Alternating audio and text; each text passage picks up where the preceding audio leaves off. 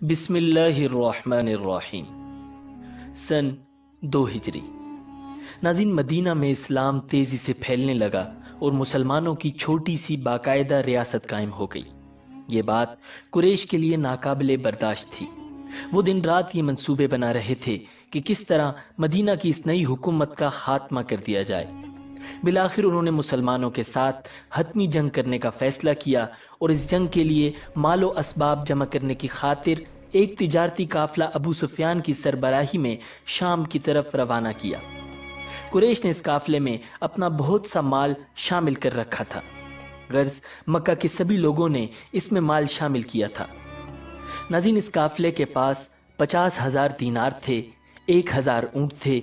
قافلے کے سردار ابو سفیان تھے، جن کے ہمراہ مزید 27 آدمی تھے۔ نبی اکرم صلی اللہ علیہ وسلم کو جب قریش کے اس تجارتی قافلے کا علم ہوا تو آپ صلی اللہ علیہ وسلم صحابہ کی ایک جماعت کو ساتھ لے کر اس قافلے کو روکنے کی غرض سے گئے۔ روایات کے مطابق آپ صلی اللہ علیہ وسلم کے ساتھ تقریباً 150 کے قریب صحابہ کرام تھے۔ مدینہ منورہ سے روانہ ہو کر حضور اکرم صلی اللہ علیہ وآلہ وسلم عشیرہ کے مقام تک پہنچے۔ وہاں پہنچ کر آپ صلی اللہ علیہ وسلم کو معلوم ہوا کہ قافلہ وہاں سے گزر کر شام کی طرف جا چکا ہے۔ چنانچہ حضور صلی اللہ علیہ وسلم پھر جنگ کے بغیر واپس تشریف لے آئے۔ ناظرین، چند ماہ بعد نبی اکرم صلی اللہ علیہ وسلم کو اسی قافلے کی واپسی کی اطلاع ملی۔ چونکہ آپ صلی اللہ علیہ وسلم کو معلوم تھا کہ اس سامان تجارت کا منافع مسلمانوں کے خلاف استعمال ہوگا، تو آپ صلی اللہ علیہ وسلم نے صحابہ کرام رضی اللہ تعالی عنہم کو حکم دیا، قریش کا تجارتی قافلہ آ رہا ہے، اس میں ان کا مال و دولت ہے، تم اس پر حملہ کرنے کے لیے بڑھو، ممکن ہے اللہ تمہیں اس سے فائدہ دے۔ ناظرین، ادھر اس قافلے کے سردار ابو سفیان تھے۔ یہ قریش کے بھی سردار تھے۔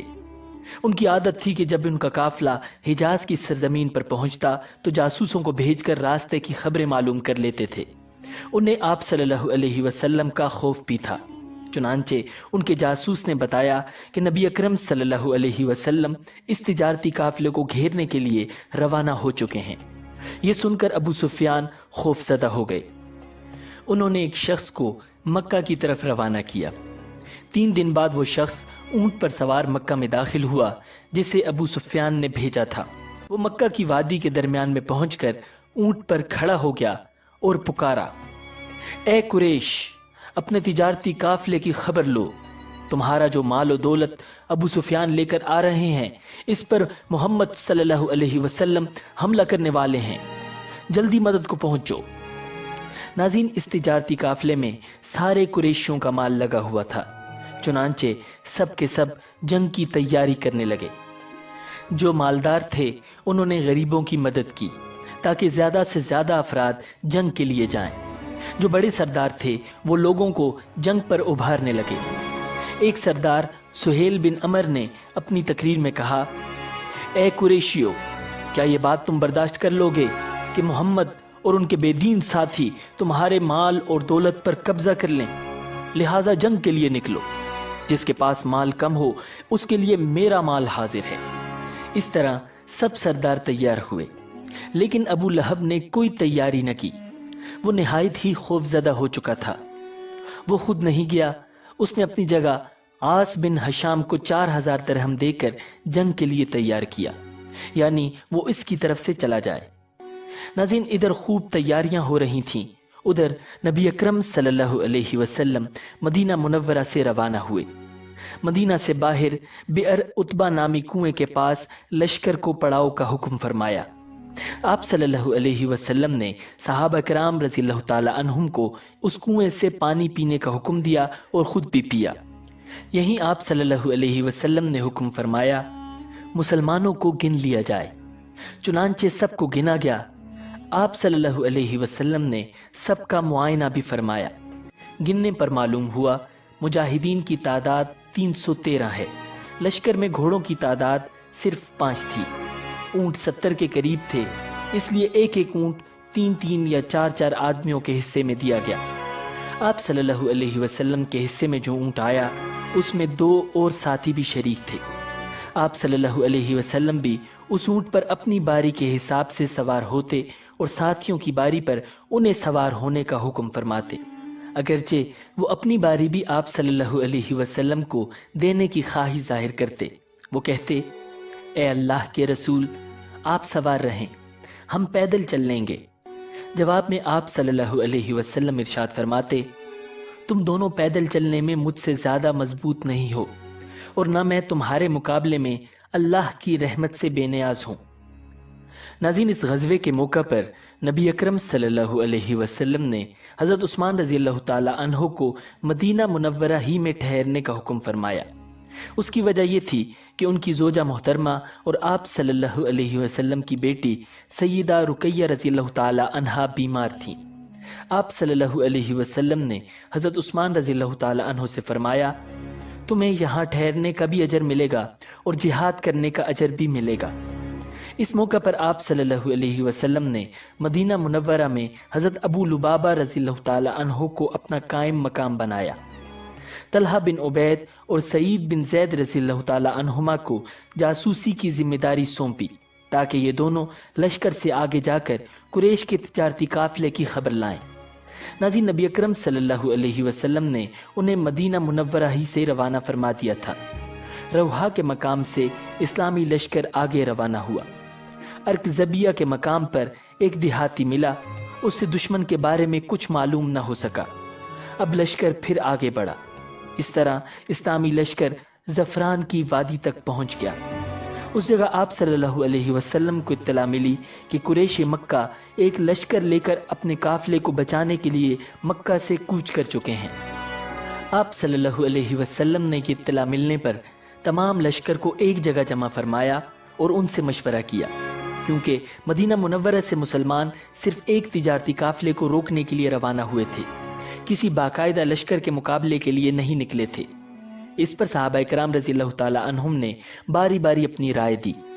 حضرت مقداد رضی اللہ تعالی عنہ نے عرض کیا، اے اللہ کے رسول، آپ کو اللہ تعالیٰ نے حکم فرمایا ہے، اس کے مطابق عمل فرمائیے، ہم آپ کے ساتھ ہیں۔ اللہ کی قسم، ہم اس طرح نہیں کہیں گے جس طرح موسیٰ علیہ السلام کو بنی اسرائیل نے کہا تھا کہ آپ اور آپ کا رب جا کر لڑ لیجئے، ہم تو یہیں بیٹھے رہیں گے، بلکہ ہم تو یہ کہتے ہیں کہ ہم آپ کے ساتھ ہیں، ہم آپ کے آگے، پیچھے اور دائیں بائیں لڑیں گے، آخری دم تک لڑیں گے۔ حضرت مقداد رضی اللہ تعالی عنہ کی تقریر سن کر آپ صلی اللہ علیہ وسلم کا چہرہ خوشی سے دمکنے لگا۔ آپ صلی اللہ علیہ وسلم مسکرانے لگے۔ حضرت مقداد رضی اللہ تعالی عنہ کو دعا دی۔ ناظرین، حضرت ابو بکر صدیق اور حضرت عمر رضی اللہ تعالی عنہما نے بھی تقاریر کی۔ ان کی تقاریر کے بعد نبی اکرم صلی اللہ علیہ وسلم نے انصاری حضرات کی طرف دیکھا، کیونکہ ابھی تک ان میں سے کوئی کھڑا نہیں ہوا تھا۔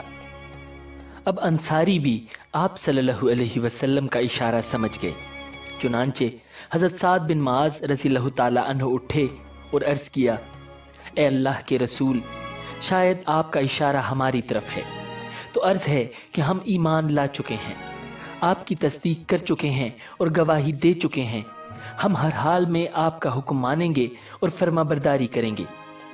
ان کی تقریر سن کر آپ صلی اللہ علیہ وسلم کے چہرے پر خوشی کے آثار ظاہر ہوئے، چنانچہ آپ صلی اللہ علیہ وسلم نے فرمایا، اب اٹھو، کوچ کرو، تمہارے لیے خوشخبری ہے، اللہ تعالیٰ نے مجھ سے وعدہ فرمایا ہے کہ وہ ہمیں فتح دے گا۔ ناظرین، زفران کی وادی سے روانہ ہو کر آپ صلی اللہ علیہ وسلم بدر کے مقام پر پہنچے۔ اس وقت تک قریشی لشکر بھی بدر کے قریب پہنچ چکا تھا۔ آپ صلی اللہ علیہ وسلم نے حضرت علی رضی اللہ تعالی عنہ کو قریش کے لشکر کی خبریں معلوم کرنے کے لیے بھیجا۔ انہیں 2 ماشکی یعنی پانی بھرنے والے ملے، وہ قریشی لشکر کے ماشکی تھے۔ ان دونوں سے لشکر کے بارے میں کافی معلومات حاصل ہوئیں۔ انہوں نے لشکر میں شامل بڑے بڑے سرداروں کے نام بھی بتا دیے۔ اس پر حضور نبی اکرم صلی اللہ علیہ وسلم نے اپنے صحابہ رضی اللہ تعالی عنہ سے فرمایا، مکہ نے اپنا دل اور جگر نکال کر تمہارے مقابلے کے لیے بھیجے ہیں، یعنی اپنے تمام معزز اور بڑے بڑے لوگ بھیج دیے ہیں۔ ناظرین، اسی دوران ابو سفیان قافلے کا راستہ بدل چکے تھے اور اس طرح ان کا قافلہ بچ گیا۔ جبکہ اس قافلے کو بچانے کے لیے جو لشکر آیا تھا اس سے اسلامی لشکر کا آمنا سامنا ہو گیا۔ ادھر ابو سفیان نے جب دیکھا کہ قافلہ تو اب بچ گیا ہے، اس لیے انہوں نے ابو جہل کو پیغام بھیجا کہ واپس مکہ کی طرف لوٹ چلو، کیونکہ ہم اسلامی لشکر سے بچ کر نکل آئے ہیں۔ لیکن ابو جہل نے واپس جانے سے انکار کر دیا۔ قریشی لشکر نے بدر کے مقام پر اس جگہ پڑاؤ ڈالا جس جگہ پانی نزدیک تھا۔ دوسری طرف اسلامی لشکر نے جس جگہ پڑاؤ ڈالا پانی وہاں سے فاصلے پر تھا۔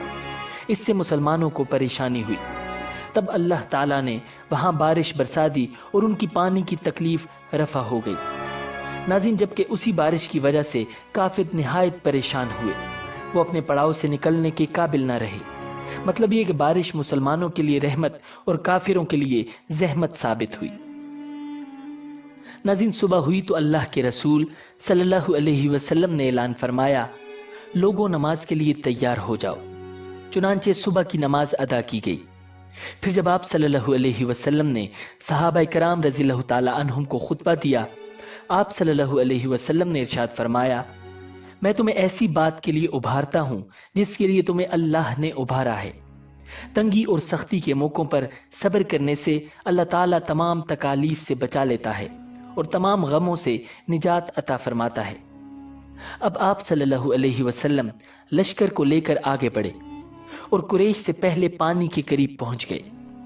ناظرین، مقام بدر پر پانی کا چشمہ تھا۔ آپ صلی اللہ علیہ وسلم کو وہاں رکتے دیکھ کر حضرت خباب رضی اللہ تعالی عنہ نے عرض کیا، اے اللہ کے رسول، قیام کے لیے یہ جگہ مناسب نہیں ہے، میں اس علاقے سے اچھی طرح واقف ہوں۔ آپ وہاں پڑاؤ ڈالیں جو دشمن کے پانی سے قریب ترین ہو، ہم وہاں ایک حوض بنا کر پانی اس میں جمع کر لیں گے، اس طرح ہمارے پاس پینے کا پانی ہوگا، ہم پانی کے دوسرے گڑھے اور چشمے پاٹ دیں گے، اس طرح دشمن کو پانی نہیں ملے گا۔ آپ صلی اللہ علیہ وسلم نے ان کی رائے کو بہت پسند فرمایا۔ ناظرین، ایک روایت کے مطابق اسی وقت حضرت جبریل علیہ السلام اللہ تعالیٰ کا پیغام لائے اور بتایا کہ حضرت خباب رضی اللہ تعالیٰ عنہ کی رائے بہت عمدہ ہے۔ اس رائے کے بعد آپ صلی اللہ علیہ وسلم لشکر کو لے کر آگے بڑھے اور اس چشمے پر آ گئے جو اس جگہ سے قریب ترین تھا جہاں قریش نے پڑاؤ ڈالا تھا۔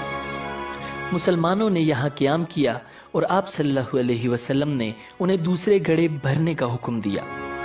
پھر نبی اکرم صلی اللہ علیہ وسلم نے اس کچے کنویں پر ایک حوض بنوایا جہاں اسلامی لشکر نے پڑاؤ ڈالا تھا۔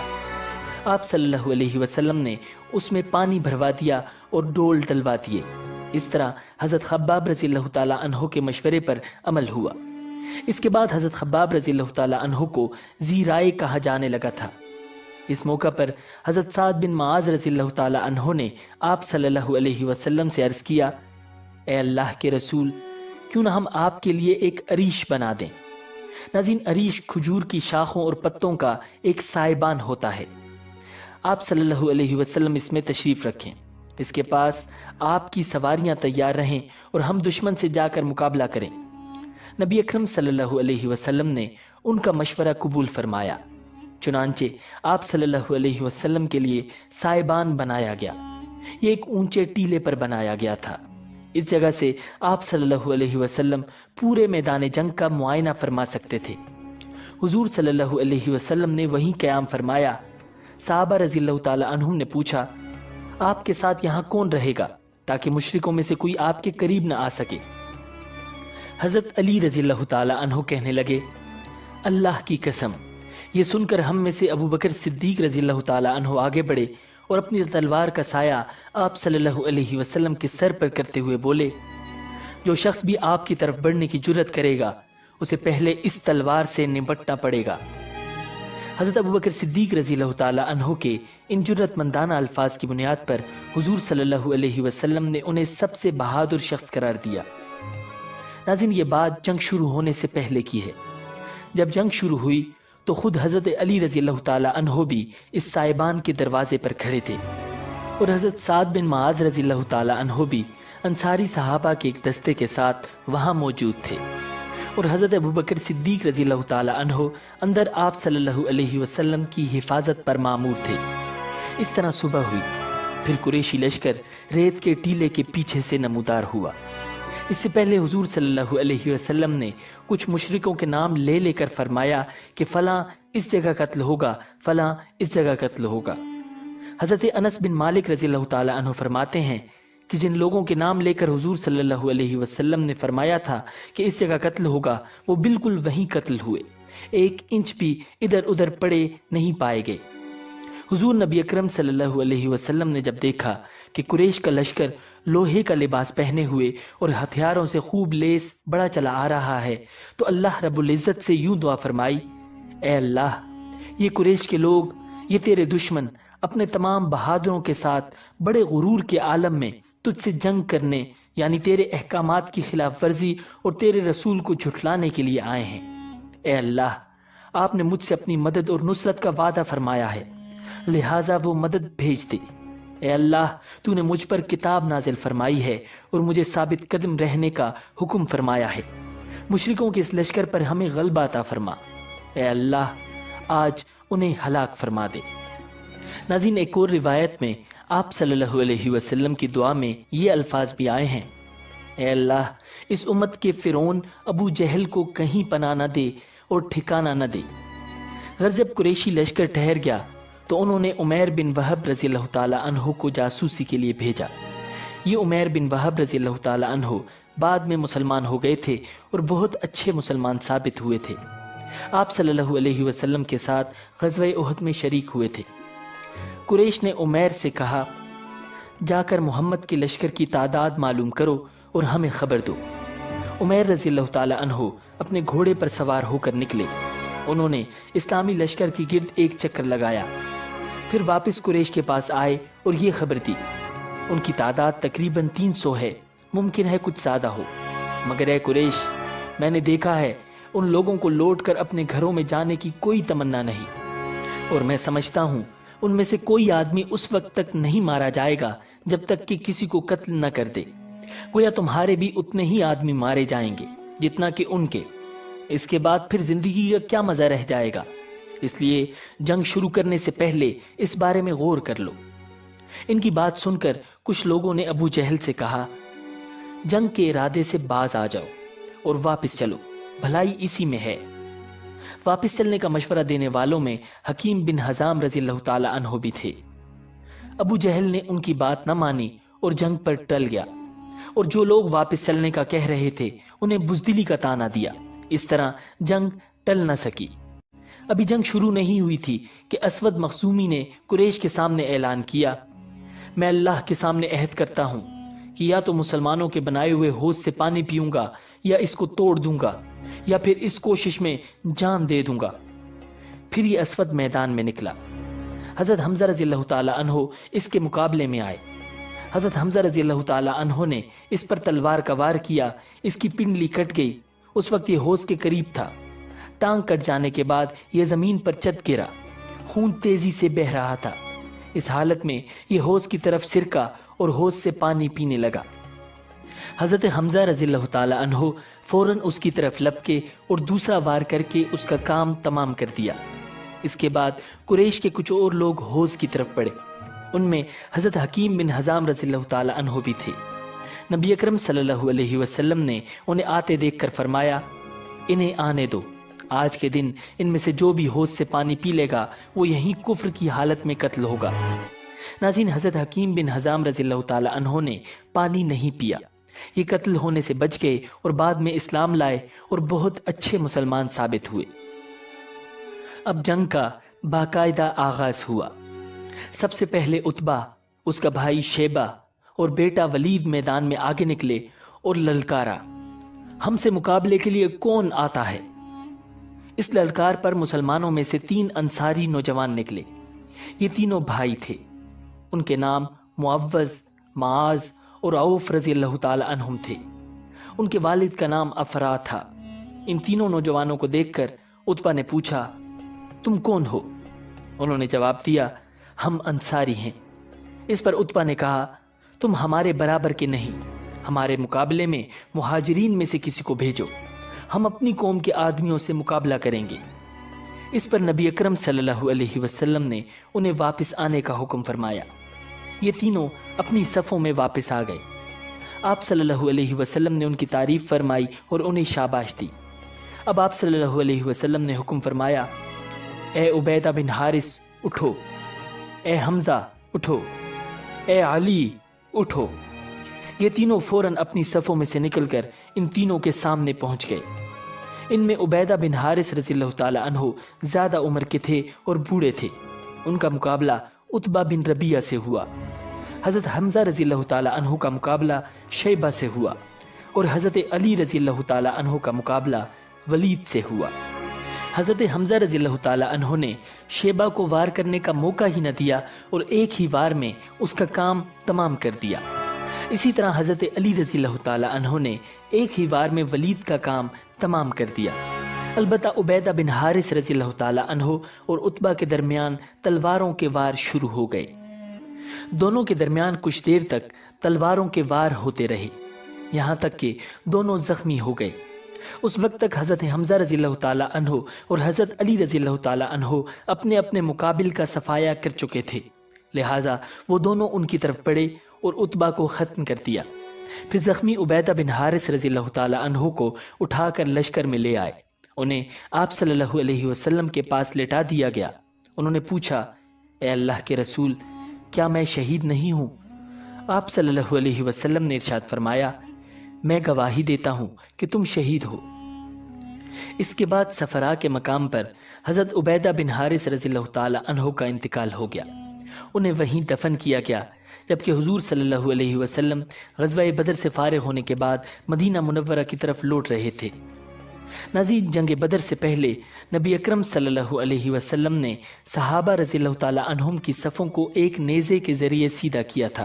ناظرین، پھر جب آپ صلی اللہ علیہ وسلم نے صفوں کو سیدھا کر دیا تو ارشاد فرمایا، جب دشمن قریب آ جائے تو انہیں تیروں سے پیچھے ہٹانا، اور اپنے تیر اس وقت تک نہ چلاؤ جب تک وہ نزدیک نہ آ جائیں۔ اسی طرح تلواریں بھی اس وقت تک نہ سونتنا جب تک کہ دشمن بالکل قریب نہ آ جائے۔ اس کے بعد آپ صلی اللہ علیہ وسلم نے صحابہ کرام رضی اللہ تعالی عنہم کو یہ خطبہ دیا، مصیبت کے وقت صبر کرنے سے اللہ تعالیٰ پریشانیاں دور فرماتے ہیں اور غموں سے نجات عطا فرماتے ہیں۔ پھر آپ صلی اللہ علیہ وسلم اپنے صاحبان میں تشریف لے گئے۔ اس وقت حضرت ابوبکر صدیق رضی اللہ تعالی عنہ آپ کے ساتھ تھے۔ صاحبان کے دروازے پر حضرت سعد بن معاذ رضی اللہ تعالی عنہ کچھ انصاری مسلمانوں کے ساتھ ننگی تلواریں لیے کھڑے تھے تاکہ دشمن کو نبی اکرم صلی اللہ علیہ وسلم کی طرف بڑھنے سے روک سکیں۔ آپ صلی اللہ علیہ وسلم کے لیے وہاں سواریاں بھی موجود تھیں تاکہ ضرورت کے وقت آپ سوار ہو سکیں۔ ناظرین، مسلمانوں میں سب سے پہلے مہجہ رضی اللہ تعالی عنہ آگے بڑھے۔ یہ حضرت عمر رضی اللہ تعالی عنہ کے غلام تھے۔ عامر بن حضرمی نے انہیں تیر مار کر شہید کر دیا۔ ادھر نبی اکرم صلی اللہ علیہ وسلم اپنے صاحبان میں اللہ تعالیٰ کے حضور سجدے میں گرے یوں دعا فرما رہے تھے، اے اللہ، اگر آج مومنوں کی جماعت ہلاک ہو گئی تو پھر تیری عبادت کرنے والا کوئی نہیں رہے گا۔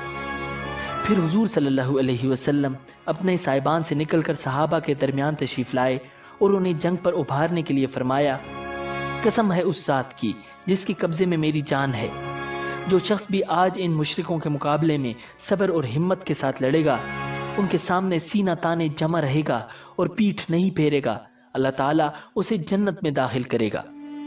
حضرت عمیر بن حمام رضی اللہ تعالی عنہ اس وقت کھجوریں کھا رہے تھے کہ الفاظ سن کر کھجوریں ہاتھ سے گرا دیں اور بولے، واہ واہ، تو میرے اور جنت کے درمیان صرف اتنا فاصلہ ہے کہ ان کافروں میں سے کوئی مجھے قتل کر دے۔ یہ کہتے ہی تلوار سونت کر دشمنوں سے بھڑ گئے اور لڑتے لڑتے شہید ہو گئے۔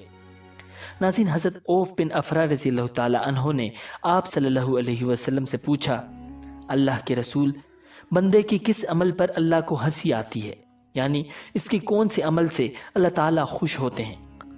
جواب میں آپ صلی اللہ علیہ وسلم نے ارشاد فرمایا، جب کوئی مجاہد ذرہ بکتر پہنے بغیر دشمن پر حملہ آور ہو۔ یہ سنتے ہی انہوں نے اپنے جسم پر سے ذرہ بکتر اتار کر پھینک دی اور تلوار سونت کر دشمن پر ٹوٹ پڑے، یہاں تک کہ لڑتے لڑتے شہید ہو گئے۔ ناظرین، حضرت معبد بن وہب رضی اللہ تعالی عنہ دونوں ہاتھوں میں تلوار لے کر جنگ میں شریک ہوئے۔ یہ نبی اکرم صلی اللہ علیہ وسلم کے ہم زلف تھے۔ یعنی ام المؤمنین حضرت سودا رضی اللہ تعالی عنہ کی بہن کے خامند تھے۔ جنگ کے دوران حضور صلی اللہ علیہ وسلم نے ایک مٹھی کنکریوں کی اٹھائی اور مشرکوں پر پھینک دی۔ ایسا کرنے کے لیے حضور صلی اللہ علیہ وسلم کو حضرت جبریل علیہ السلام نے کہا تھا۔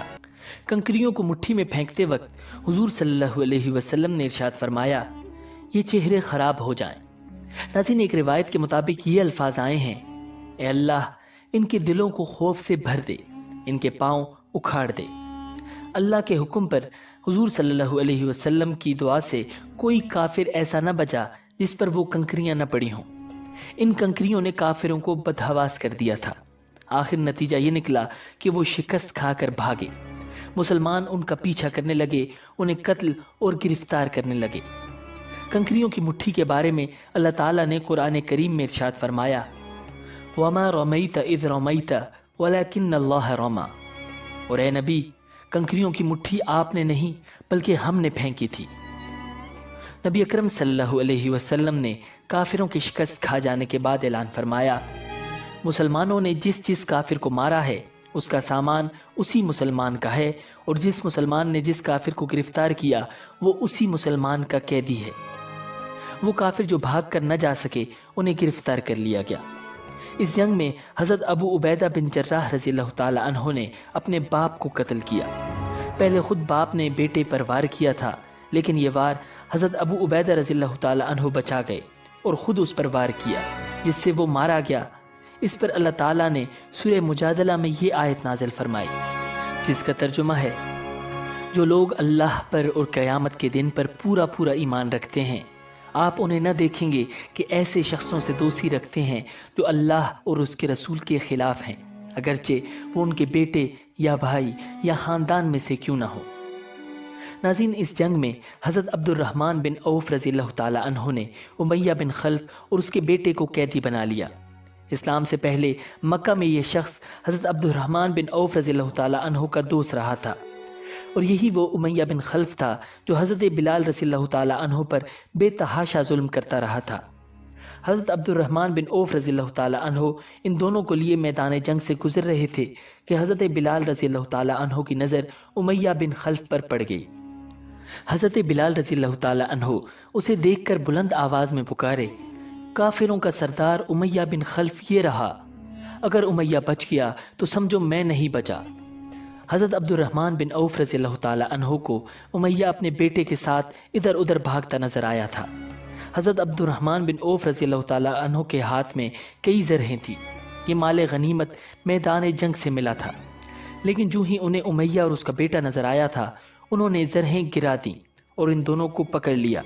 اس طرح یہ دونوں اب ان کے قیدی بن گئے۔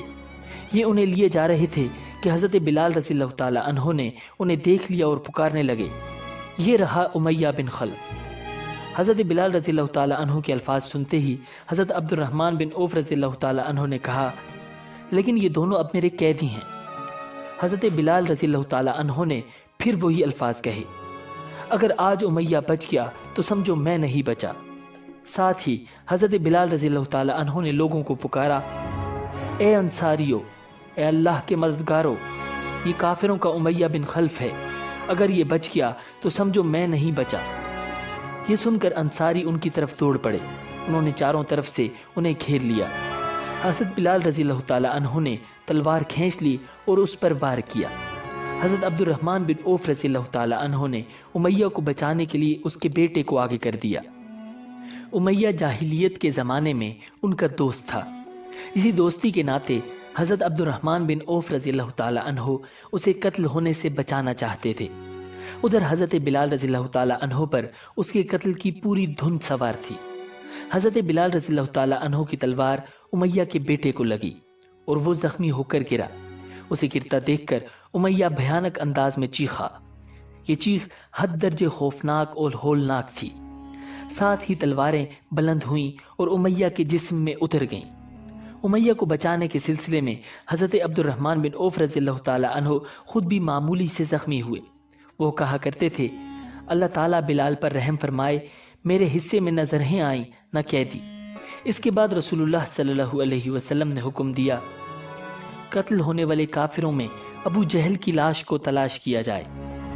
ناظرین، ابو جہل نے جنگ شروع ہونے سے پہلے کہا تھا، اے اللہ، دونوں دینوں یعنی اسلام اور کفار کے خود ساختہ دین میں سے جو دین تیرے نزدیک افضل اور پسندیدہ ہو اسی کی مدد فرما اور نصرت فرما۔ حضرت معاذ رضی اللہ تعالی عنہ جو اس جنگ کے دوران کم سن صحابہ میں شمار ہوتے تھے، کہتے ہیں کہ جنگ کے دوران میں نے دیکھا کہ ابو جہل کو اس کے بہت سے ساتھی حفاظت کے لیے گھیرے میں لیے ہوئے ہیں اور وہ کہہ رہے تھے، اے ابو الحکم، تم تک کوئی نہیں پہنچ پائے گا۔ جب میں نے ان کی یہ بات سنی تو ابو جہل کی طرف بڑھا اور اس پر تلوار کا ایک ہاتھ مارا۔ اس وار سے اس کی پنڈلی کٹ گئی۔ ابو جہل کے بیٹے حضرت اکرمہ رضی اللہ تعالی عنہ باپ کی مدد کے لیے بڑھے۔ ناظرین، یہ حضرت اکرمہ رضی اللہ تعالی عنہ فتح مکہ کے موقع پر مسلمان ہوئے تھے۔ انہوں نے مجھ سے تلوار کا وار کیا، اس سے میرا بازو کٹ گیا، صرف تھوڑی سی کھال کے ساتھ بازو اٹکا رہ گیا۔ میں جنگ میں مصروف رہا، لیکن لٹکنے والے ہاتھ کی وجہ سے لڑنا مشکل ہو رہا تھا۔ میں تمام دن لڑتا رہا اور وہ بازو لٹکتا رہا۔ آخر جب اس کی وجہ سے رکاوٹ زیادہ ہونے لگی تو میں نے اپنا پاؤں اس پر رکھ کر جھٹکا دیا، اس سے وہ کھال بھی کٹ گئی۔ میں نے اپنے بازو کو اٹھا کر پھینک دیا۔ ابو جہل زخمی حالت میں تھا کہ اس دوران اس کے پاس معوذ رضی اللہ تعالی عنہ گزرے۔ انہوں نے اس پر وار کیا۔ اس وار سے وہ گر گیا اور وہ اسے مردہ سمجھ کر آگے بڑھ گئے، لیکن وہ ابھی بھی زندہ تھا۔ حضرت معوذ رضی اللہ تعالی عنہ جنگ کرتے آگے بڑھتے چلے گئے، یہاں تک کہ شہید ہو گئے۔ اتنے میں زخموں سے چور ابو جہل کے پاس حضرت عبداللہ بن مسعود رضی اللہ تعالی عنہ کا گزر ہوا۔ انہوں نے اپنا پیر اس کی گردن پر رکھ کر کہا، اے خدا کے دشمن، کیا تجھے خدا نے رسوا نہیں کر دیا؟ اس کے بعد حضرت عبداللہ بن مسعود رضی اللہ تعالی عنہ نے اس کا سر تن سے جدا کر دیا۔ پھر حضور نبی اکرم صلی اللہ علیہ وسلم کی خدمت میں حاضر ہوئے اور عرض کیا، اے اللہ کے رسول، میں نے ابو جہل کو قتل کیا ہے۔ آپ صلی اللہ علیہ وسلم نے ارشاد فرمایا، برتری اسی ذات باری تعالیٰ کی ہے جس کے سوا کوئی معبود نہیں۔ آپ صلی اللہ علیہ وسلم نے یہ کلمہ 3 بار ارشاد فرمایا۔ پھر آپ صلی اللہ علیہ وسلم نے ابو جہل کی تلوار حضرت عبداللہ بن مسعود رضی اللہ تعالی عنہ کو عطا فرما دی۔ اس خوبصورت اور قیمتی تلوار پر چاندی کا کام کیا گیا تھا۔ بدر کی جنگ میں اللہ تعالیٰ نے فرشتوں کے ذریعے بھی مدد فرمائی تھی۔ اس روز حضرت زبیر بن عوام رضی اللہ تعالی عنہ نے نہایت سرفروشی سے جنگ کی۔ ان کے جسم پر بہت بڑے بڑے زخم آئے۔ ناظرین، اب آپ صلی اللہ علیہ وسلم نے حکم فرمایا کہ مشرکوں کی لاشوں کو ان جگہوں سے اٹھا لایا جائے جہاں جہاں ان کے قتل ہونے کی نشاندہی کی تھی۔ حضرت عمر رضی اللہ تعالی عنہ فرماتے ہیں کہ نبی اکرم صلی اللہ علیہ وسلم نے جنگ سے 1 دن پہلے ہی ہمیں بتا دیا تھا کہ انشاءاللہ کل یہ عتبہ بن ربیعہ کی قتل کی جگہ ہوگی، یہ شیبہ بن ربیعہ کی قتل کی جگہ ہوگی، یہ امیہ بن خلف کی قتل کی جگہ ہوگی۔ آپ صلی اللہ علیہ وسلم نے اپنے دست مبارک سے ان جگہوں کی نشاندہی فرمائی تھی۔ اب جب لاشیں جمع کرنے کا حکم ملا اور صحابہ کرام لاشوں کی تلاش میں نکلے تو کافروں کی لاشیں بالکل انہی جگہوں پر پڑی ملی۔ نبی اکرم صلی اللہ علیہ وسلم نے ان تمام لاشوں کو ایک گھڑے میں ڈالنے کا حکم فرمایا۔ ناظرین، غزوہ احد کیوں ہوا؟ اس کا جواب یہ ہے کہ غزوہ بدر میں کافروں کو بدترین شکست ہوئی تھی۔ کافر جمع ہو کر اپنے سردار حضرت ابو سفیان کے پاس آئے اور ان سے کہا، بدر کی لڑائی میں ہمارے بے شمار آدمی قتل ہوئے ہیں، ہم ان کے خون کا بدلہ لیں گے۔ آپ تجارت سے جو مال کما کر لائے ہیں، اس مال کے نفع سے جنگ کی تیاری کی جائے۔ حضرت ابو سفیان نے ان کی بات منظور کر لی اور جنگ کی تیاریاں زور و شور سے شروع ہو گئیں۔ کہا جاتا ہے کہ سامان تجارت سے جو نفع ہوا تھا وہ 50,000 دینار تھا۔ یہ سارا مال جنگ کی تیاریوں میں استعمال ہوا اور خوب تیاری کے بعد آخر کار قریشی لشکر مکہ معظمہ سے نکلا اور مدینہ منورہ کی طرف روانہ ہوا۔ ناظرین، قریش کے لشکر میں عورتیں بھی تھیں۔ عورتیں بدر میں مارے جانے والوں کا نوحہ کرتی جاتی تھیں۔ اس طرح یہ اپنے مردوں میں جوش پیدا کر رہی تھیں، انہیں شکست کھانے یا میدان جنگ سے بھاگ جانے پر شرم دلا رہی تھیں۔ قریش کی جنگی تیاریوں کی اطلاع نبی اکرم صلی اللہ علیہ وسلم کے چچا حضرت عباس رضی اللہ تعالی عنہ نے بھیجی۔ انہوں نے یہ اطلاع ایک خط کے ذریعے بھیجی۔ خط لے جانے والے نے 3 دن رات مسلسل سفر کیا اور یہ خط آپ صلی اللہ علیہ وسلم تک پہنچایا۔ آپ صلی اللہ علیہ وسلم اس وقت قبا میں تھے۔ نبی اکرم صلی اللہ علیہ وسلم قبا سے مدینہ منورہ پہنچے اور صحابہ کرام رضی اللہ تعالی عنہم سے قریشی لشکر سے مقابلے کے سلسلے میں مشورہ کیا۔ حضور صلی اللہ علیہ وسلم کی رائے یہ تھی کہ قریش پر شہر سے باہر حملہ کرنے کے بجائے شہر میں رہ کر اپنا دفاع کیا جائے۔ چنانچہ آپ صلی اللہ علیہ وسلم نے ارشاد فرمایا، اگر تمہاری رائے ہو تو تم مدینہ منورہ میں رہ کر ہی مقابلہ کرو، ان لوگوں کو وہیں رہنے دو جہاں وہ ہیں۔ اگر وہ وہاں پڑے رہتے ہیں تو وہ جگہ ان کے لیے بدترین ثابت ہوگی، اور اگر ان لوگوں نے شہر میں آ کر ہم پر حملہ کیا تو ہم شہر میں ان سے جنگ کریں گے، اور شہر کے پیچ و خم کو ہم ان سے زیادہ جانتے ہیں۔ ناظرین، آپ صلی اللہ علیہ وسلم نے جو رائے دی تھی، تمام بڑے صحابہ کرام کی بھی وہی رائے تھی۔ منافقوں کے سردار عبداللہ بن ابی نے بھی یہی مشورہ دیا کہ یہ شخص ظاہر میں مسلمان تھا اور اپنے لوگوں کا سردار تھا۔ دوسری طرف کچھ پرجوش نوجوان صحابہ اور پختہ عمر کے صحابہ یہ چاہتے تھے کہ شہر سے نکل کر دشمن کا مقابلہ کیا جائے۔ یہ مشورہ دینے والوں میں زیادہ تر وہ لوگ تھے جو غزوہ بدر میں شریک نہیں ہو سکے تھے، اور انہیں اس بات کا بہت افسوس تھا۔ وہ اپنے دلوں کے ارمان نکالنا چاہتے تھے۔ چنانچہ ان لوگوں نے کہا، ہمیں ساتھ لے کر دشمنوں کے مقابلے کے لیے باہر چلیں، تاکہ وہ ہمیں کمزور اور بزدل نہ سمجھیں، ورنہ ان کے حوصلے بہت بڑھ جائیں گے، اور ہم تو یہ سوچ بھی نہیں سکتے کہ وہ ہمیں دھکیلتے ہوئے ہمارے گھروں میں گھس آئیں، اور اے اللہ کے رسول، جو شخص بھی ہمارے علاقے میں آیا ہم سے شکست کھا کر گیا ہے۔ اب تو آپ بھی ہمارے درمیان موجود ہیں، اب دشمن کیسے ہم پر غالب آ سکتا ہے؟ حضرت حمزہ رضی اللہ تعالی عنہ نے بھی ان کی تائید کی۔ آخر آپ صلی اللہ علیہ وسلم نے ان کی بات مان لی۔ پھر آپ صلی اللہ علیہ وسلم نے جمعہ کی نماز پڑھائی اور لوگوں کے سامنے واعظ فرمایا۔ انہیں حکم دیا، مسلمانوں، پوری تندہی اور ہمت کے ساتھ جنگ کرنا۔ اگر تم لوگوں نے صبر سے کام لیا تو اللہ تعالیٰ تمہیں فتح اور کامرانی عطا فرمائیں گے۔ اب دشمن کے سامنے جا کر لڑنے کی تیاری کرو۔ لوگ یہ حکم سن کر خوش ہو گئے۔ اس کے بعد آپ صلی اللہ علیہ وسلم نے سب کے ساتھ عصر کی نماز پڑھی۔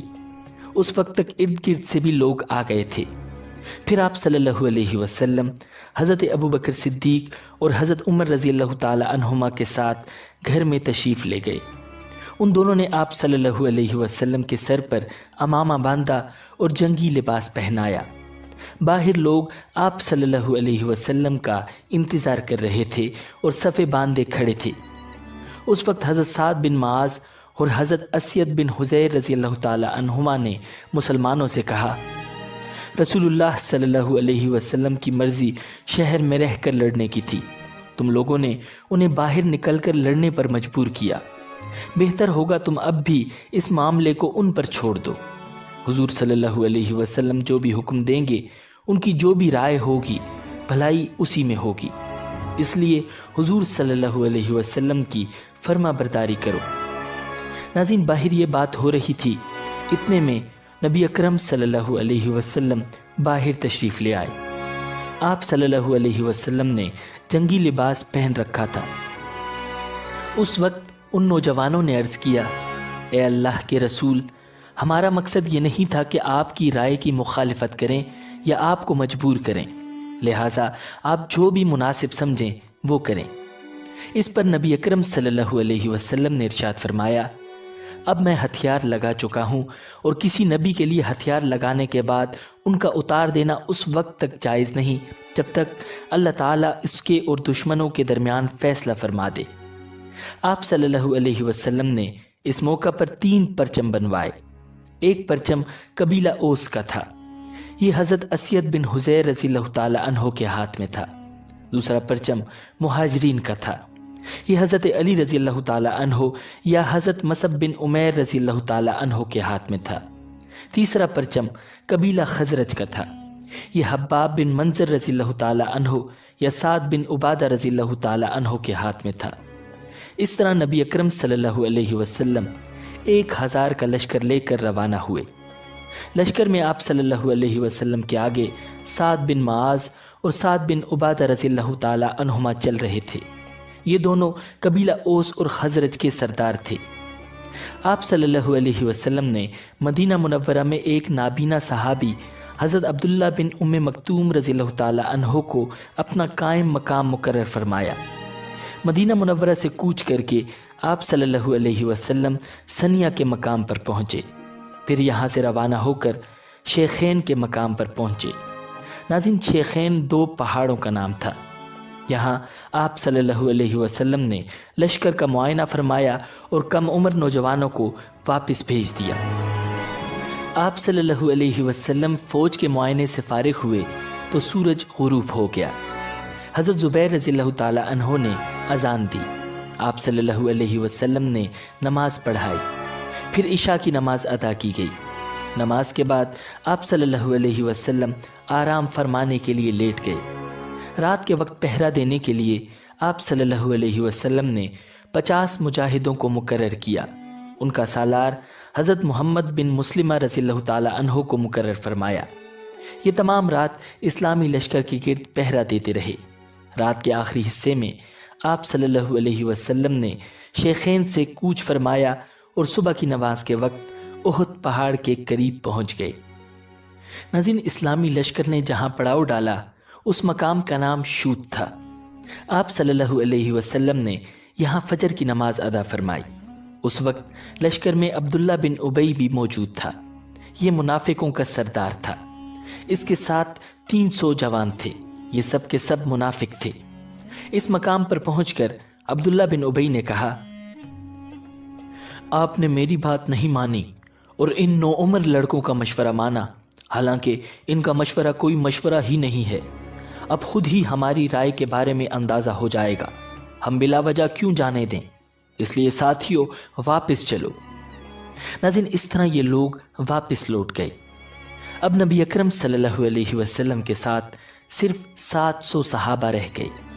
اس روز مسلمانوں کے پاس صرف 2 گھوڑے تھے، ان میں سے ایک نبی اکرم صلی اللہ علیہ وسلم کا تھا اور دوسرا ابو بردہ رضی اللہ تعالی عنہ کا تھا۔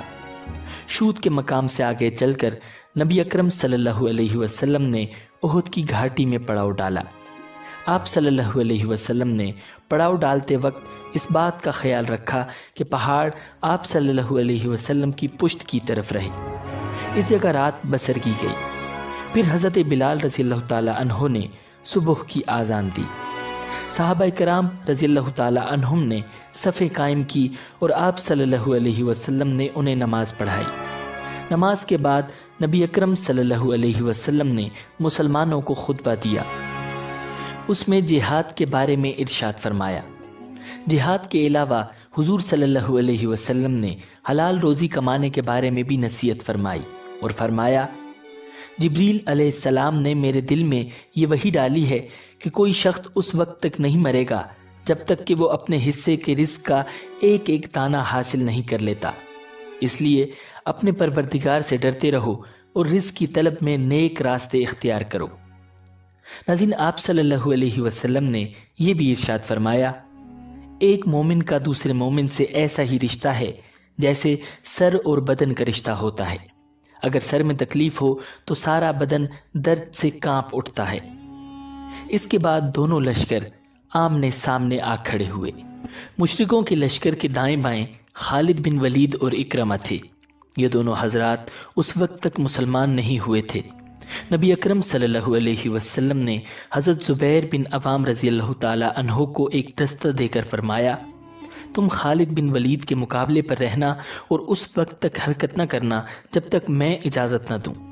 پھر آپ صلی اللہ علیہ وسلم نے 50 تیر اندازوں کے ایک دستے پر حضرت عبداللہ بن جبیر رضی اللہ تعالی عنہ کو امیر مقرر فرمایا اور انہیں اس درے پر متعین فرمایا جو مسلمانوں کی پشت پر تھا۔ اس درے پر 50 تیر انداز مقرر کرنے کی وجہ یہ تھی کہ پشت کی طرف سے دشمن حملہ نہ کر سکے۔ نبی اکرم صلی اللہ علیہ وسلم نے ان 50 تیر اندازوں سے فرمایا، تم مشرکوں کے گھڑ سوار دستوں کو تیر اندازی کر کے ہم سے دور ہی رکھنا، کہیں ایسا نہ ہو کہ وہ پشت کی طرف سے آ کر حملہ کر دیں۔ ہمیں چاہے فتح ہو یا شکست، تم اپنی جگہ سے نہ ہلنا۔ اس کے بعد نبی اکرم صلی اللہ علیہ وسلم نے ایک تلوار نکالی اور فرمایا، کون مجھ سے یہ تلوار لے کر اس کا حق ادا کر سکتا ہے؟ اس پر کئی صحابہ کرام اٹھ کر آپ صلی اللہ علیہ وسلم کی طرف لپکے، لیکن آپ صلی اللہ علیہ وسلم نے وہ تلوار انہیں نہیں دی۔ حضرت زبیر بن عوام رضی اللہ تعالی عنہ نے بھی وہ تلوار لینے کی 3 بار کوشش کی، مگر آپ صلی اللہ علیہ وسلم نے ہر مرتبہ انہیں انکار کر دیا۔ آخر صحابہ کے مجمع میں سے حضرت ابو دجانہ رضی اللہ تعالی عنہ اٹھے اور عرض کیا، میں اس تلوار کا حق ادا کر دوں گا۔ آپ صلی اللہ علیہ وسلم نے وہ تلوار انہیں عطا فرما دی۔ ناظرین، ابو دجانہ رضی اللہ تعالی عنہ بے حد بہادر تھے۔ جنگ کے دوران غرور کے انداز میں اکڑ کر چلا کرتے تھے۔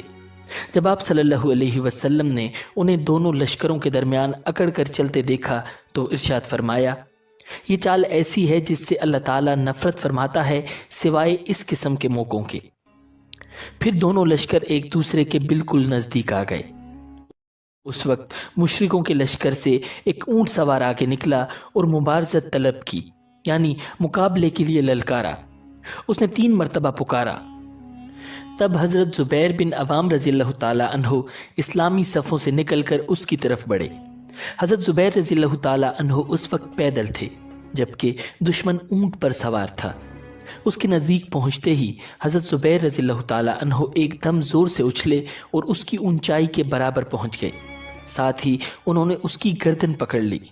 دونوں میں اونٹ پر ہی زور آزمائی ہونے لگی۔ ان کی زور آزمائی دیکھ کر نبی اکرم صلی اللہ علیہ وسلم نے ارشاد فرمایا، ان میں سے جو بھی پہلے نیچے گرے گا وہی مارا جائے گا۔ اچانک وہ مشرک نیچے گرا، پھر حضرت زبیر رضی اللہ تعالی عنہ اس پر گرے۔ گرتے ہی انہوں نے فوراً ہی اس پر تلوار کا وار کیا اور وہ جہنم رسید ہو گیا۔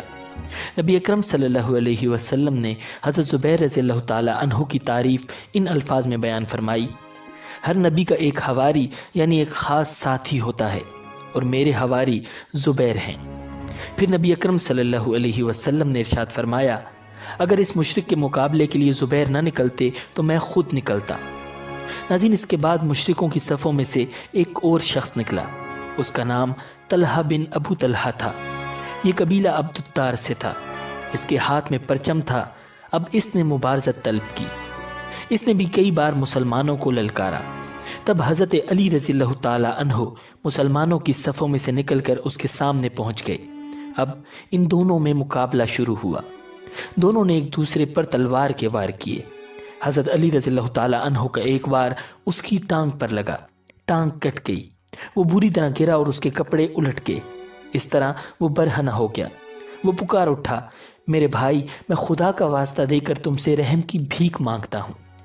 اس کے اس طرح التجا کرنے پر حضرت علی رضی اللہ تعالی عنہ طلحہ بن ابو طلحہ کو چھوڑ کر لوٹ آئے۔ نبی اکرم صلی اللہ علیہ وسلم نے ان سے پوچھا، اے علی، تم نے اسے چھوڑ کیوں دیا؟ انہوں نے عرض کیا، اللہ کے رسول، اس نے مجھے خدا کا واسطہ دے کر رحم کی درخواست کی تھی۔ آپ صلی اللہ علیہ وسلم نے ارشاد فرمایا، اسے قتل کراؤ۔ چنانچہ حضرت علی رضی اللہ تعالی عنہ گئے اور اسے قتل کر ڈالا۔ اس کے قتل کے بعد مشرکوں کا پرچم اس کے بھائی عثمان بن ابو طلحہ نے لے لیا۔ اس کے مقابلے پر حضرت حمزہ رضی اللہ تعالی عنہ آئے۔ انہوں نے اس کے نزدیک پہنچتے ہی تلوار کا وار کیا۔ اس وار سے اس کا کندھا کٹ گیا، وہ گر پڑا، اور دوسرے وار سے انہوں نے اس کا خاتمہ کر دیا۔ اب طلحہ کا بیٹا مصعب آگے بڑھا۔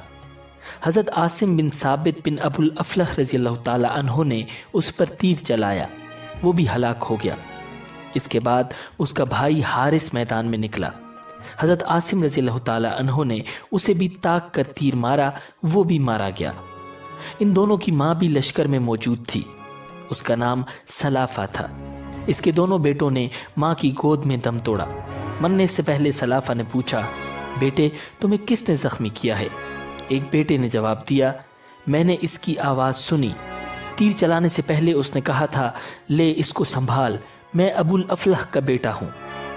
اس جملے سے سلافہ جان گئی کہ وہ تیر انداز حضرت عاصم بن ثابت رضی اللہ تعالی عنہ ہیں۔ چنانچہ اس نے قسم کھائی، اگر عاصم کا سر میرے ہاتھ لگا تو میں اس کی کھوپڑی میں شراب پیوں گی۔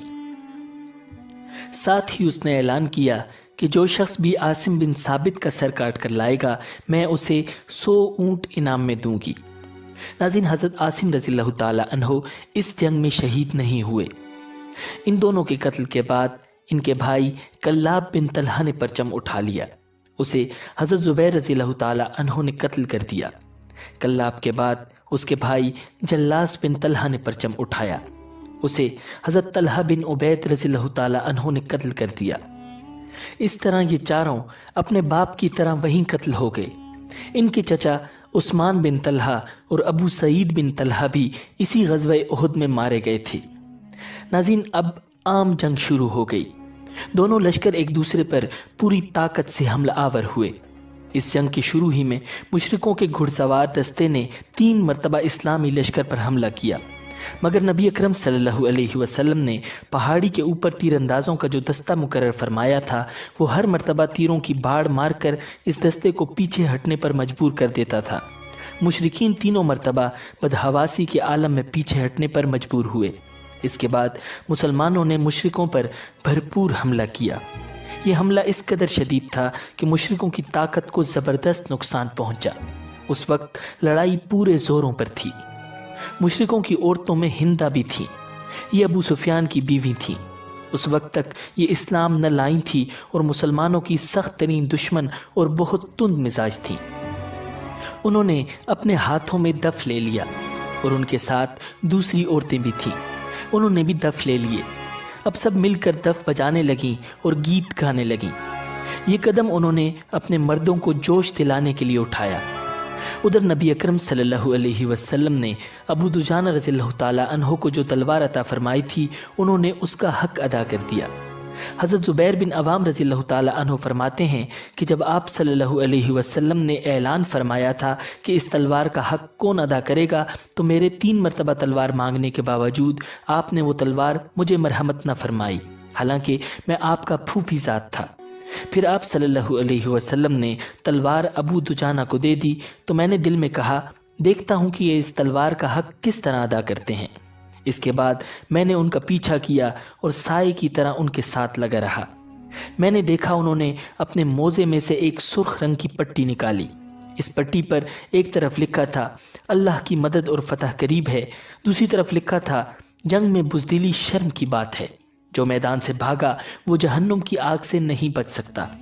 ये पट्टी निकालकर उन्होंने अपने सर पर बांध ली। अंसारी मुसलमानों ने जब ये देखा तो वो बोल उठे, अबू दुजाना ने मौत की पट्टी बांध ली है। नाज़रीन, अंसारियों में ये बात मशहूर थी कि हज़रत अबू दुजाना रज़ियल्लाहु ताला अन्हो जब ये पट्टी सर पर बांध लेते तो फिर दुश्मनों पर इस तरह टूटते हैं कि कोई इनके मुकाबले पर टिक नहीं सकता। चुनांचे इस पट्टी के बांधने के बाद उन्होंने इंतहाई खौफनाक अंदाज में जंग शुरू कर दी। वो दुश्मन पर मौत बनकर गिरे, उन्हें गाजर मूली की तरह काट कर रख दिया। दुश्मनों को इस हद तक कत्ल किया कि आखिर ये तलवार मुड़ गई और मुड़कर तरानती जैसी हो गई। उस वक्त मुसलमान पुकार उठे, अबू दुजाना ने वाकई तलवार का हक अदा कर दिया। नाज़रीन, हज़रत हमज़ा रज़ियल्लाहु ताला अन्हो भी उनकी तरह इंतहाई सरफरोशी से जंग कर रहे थे। उस रोज़ हज़रत हमज़ा रज़ियल्लाहु ताला अन्हो बैक वक्त 2 तलवारों से लड़ रहे थे, यानी उनके दोनों हाथों में तलवारें थीं और लड़ते हुए वो कहते जा रहे थे, मैं अल्लाह का शेर हूँ। ऐसे में सबा बिन अब्दुल उज़्ज़ा उनके सामने आ गया। उन्होंने उसे ललकारा, फिर तेज़ी से उसकी तरफ बढ़े और उसके सर पर पहुंचकर तलवार का वार किया। सबा फौरन ही ढेर हो गया। हज़रत हमज़ा रज़ियल्लाहु ताला अन्हो उस रोज़ इस कदर दलेरी से लड़े कि उनके हाथ से 31 मुशरिक मारे गए। सबा को कत्ल करने के बाद वो उसकी ज़रा उतारने के लिए झुके। उस वक्त हज़रत वहशी की नज़र उन पर पड़ी, जो उस वक्त मुशरिकीन के लश्कर में शामिल थे। झुकने की वजह से हज़रत हमज़ा रज़ियल्लाहु ताला अन्हो की ज़रा पेट पर से सिरक गई थी। हज़रत वहशी ये वाक़या सुनाते हुए फरमाते हैं, मैंने फ़ौरन नेज़ा ताक कर मारा, वो उनके पेट में लगा। मैं उनकी तरफ बढ़ा, उन्होंने मुझे देखा और शदीद ज़ख्मी हालत के बावजूद उन्होंने उठकर मुझ पर हमला करने की कोशिश की, लेकिन फिर कमज़ोरी की वजह से गिर गए। कुछ देर तक मैं एक तरफ दुबका रहा। जब मुझे इत्मीनान हो गया कि उनकी रूह निकल चुकी है, तब उनके करीब गया। वो वाकई शहीद हो चुके थे। मैं वहाँ से हट आया और अपनी जगह पर जाकर बैठ गया, क्योंकि मुझे सिर्फ उनके कत्ल से दिलचस्पी थी। اور اس جنگ میں کسی کو قتل کرنے کی خواہش نہیں تھی، اور اس کی وجہ یہ تھی کہ مجھ سے وعدہ کیا گیا تھا کہ اگر میں نے حضرت حمزہ رضی اللہ تعالی عنہ کو قتل کر دیا تو مجھے آزاد کر دیا جائے گا۔ ناظرین، حضرت وحشی رضی اللہ تعالی عنہ حضرت جبیر بن مطعم رضی اللہ تعالی عنہ کے غلام تھے، اور وہ اس وقت تک مسلمان نہیں ہوئے تھے۔ ادھر مشرکوں کے پرچم بردار جب ایک ایک کر کے ختم ہو گئے اور کوئی پرچم اٹھانے والا نہ رہا تو ان میں بددلی پھیل گئی، وہ پسپا ہونے لگے، پیٹ پھیر کر بھاگنے لگے۔ ایسے میں وہ چیخ اور چلا رہے تھے۔ ان کی عورتیں جو کچھ دیر پہلے جوش دلانے کے لیے اشعار پڑھ رہی تھیں، اپنے دف پھینک کر پہاڑ کی طرف بھاگیں۔ ان پر بدحواسی اس قدر سوار ہوئی کہ اپنے کپڑے تک نوچنے لگی۔ مسلمانوں نے جب دشمن کو بھاگتے دیکھا تو ان کا پیچھا کرنے لگے، ان کے ہتھیاروں اور مال غنیمت پر قبضہ کرنے لگے۔ اب یہاں اس موقع پر ایک عجیب واقعہ رونما ہو گیا۔ نبی اکرم صلی اللہ علیہ وسلم نے پہاڑی کے درے پر 50 تیر اندازوں کو مقرر فرمایا تھا، اور انہیں واضح طور پر ہدایت فرمائی تھی کہ وہ اپنی جگہ نہ چھوڑیں۔ ان کے امیر حضرت عبداللہ بن جبیر رضی اللہ تعالی عنہ تھے۔ اس دستے نے جب کافروں کو بھاگتے دیکھا اور مسلمانوں کو مال غنیمت جمع کرتے دیکھا تو یہ بھی اپنی جگہ چھوڑنے لگے۔ یہ دیکھ کر حضرت عبداللہ بن جبیر رضی اللہ تعالی عنہ بولے، کہاں جا رہے ہو؟ ہمیں یہاں سے ہٹنا نہیں چاہیے۔ اللہ کے رسول نے ہمیں ہدایت فرمائی تھی کہ اپنی جگہ جمے رہیں اور یہاں سے نہ ہٹیں۔ اس پر ان کے ساتھی بولے، اب مشرکوں کو شکست ہو گئی ہے، اب ہم یہاں ٹھہر کر کیا کریں گے؟ حضرت عبداللہ بن جبیر رضی اللہ تعالی عنہ انہیں روکتے رہ گئے، لیکن وہ نہ مانے اور میدان میں چلے گئے۔ لیکن حضرت عبداللہ بن جبیر رضی اللہ تعالی عنہ اور چند ساتھی البتہ وہیں رکے رہے۔ ان کی تعداد 10 سے بھی کم تھی۔ انہوں نے نیچے کا رخ کرنے والوں سے کہا، ہم رسول اللہ صلی اللہ علیہ وسلم کے حکم کی خلاف ورزی ہرگز نہیں کریں گے۔ اس طرح وہاں 10 سے بھی کم مجاہد رہ گئے۔ اس وقت حضرت خالد بن ولید کی نظر درے پر پڑی۔ یہ کافروں کے ایک دستے کے سالار تھے اور لشکر کے دائیں بازو پر مقرر تھے۔ شکست کے بعد یہ اس طرف سے پسپا ہو رہے تھے کہ درے پر نظر پڑی۔ جنگ کے دوران بھی یہ اس طرف سے بار بار حملہ کرنے کی کوشش کرتے رہے تھے، لیکن 50 تیر اندازوں کے تیروں کی بوچھاڑ نے ان کی پیش قدمی روک دی تھی۔ اب انہوں نے دیکھا کہ وہاں 50 کے بجائے چند مسلمان رہ گئے ہیں، تو یہ اپنے دستے کے ساتھ ان پر حملہ آور ہوئے۔ ان کے دستے کے ساتھ ہی اکرمہ بن ابو جہل بھی اپنے دستے کے ساتھ اسی طرف پلٹ پڑے۔ اس طرح پورے 2 دستوں نے ان چند مسلمانوں پر حملہ کر دیا۔ ان کا یہ حملہ اس قدر زبردست تھا کہ پہلے ہی حملے میں حضرت عبداللہ بن جبیر رضی اللہ تعالی عنہ اور ان کے ساتھی شہید ہو گئے۔ مشرکوں نے حضرت عبداللہ بن جبیر رضی اللہ تعالی عنہ کی لاش کا مسئلہ کیا، یعنی ان کے ناک، کان، ہاتھ اور پیر کاٹ ڈالے۔ ان کے جسم پر اتنے نیزے لگے تھے کہ پورا جسم چھلنی ہو کر رہ گیا تھا، لیکن آفرین ہے اس مرد مجاہد پر کہ وہ نبی اکرم صلی اللہ علیہ وسلم کے حکم پر وہاں سے نہ ہٹے۔ اب ان دونوں دستوں نے اس درے کی طرف سے مسلمانوں کی پشت پر اچانک بہت زور کا حملہ کیا۔ مسلمان اس وقت مال غنیمت جمع کرنے میں مصروف تھے۔ ان میں سے اکثر نے اپنی تلواریں نیام میں ڈال لی تھیں۔ اس تابڑ توڑ حملے نے انہیں بدحواس کر دیا۔ کافر اس وقت پورے جوش کی حالت میں یا حبل یا عزا کے نعرے لگا رہے تھے، یعنی اپنے بتوں کے نام پکار رہے تھے۔ مسلمان اس حملے سے اس قدر بدحواس ہوئے کہ ادھر ادھر بھاگنے لگے۔ اس وقت تک انہوں نے جتنے کافروں کو قیدی بنا لیا تھا یا جتنا مال غنیمت لوٹ چکے تھے وہ سب چھوڑ کر بھاگ کھڑے ہوئے تھے۔ مشرکوں کا پرچم اس وقت زمین پر پڑا تھا۔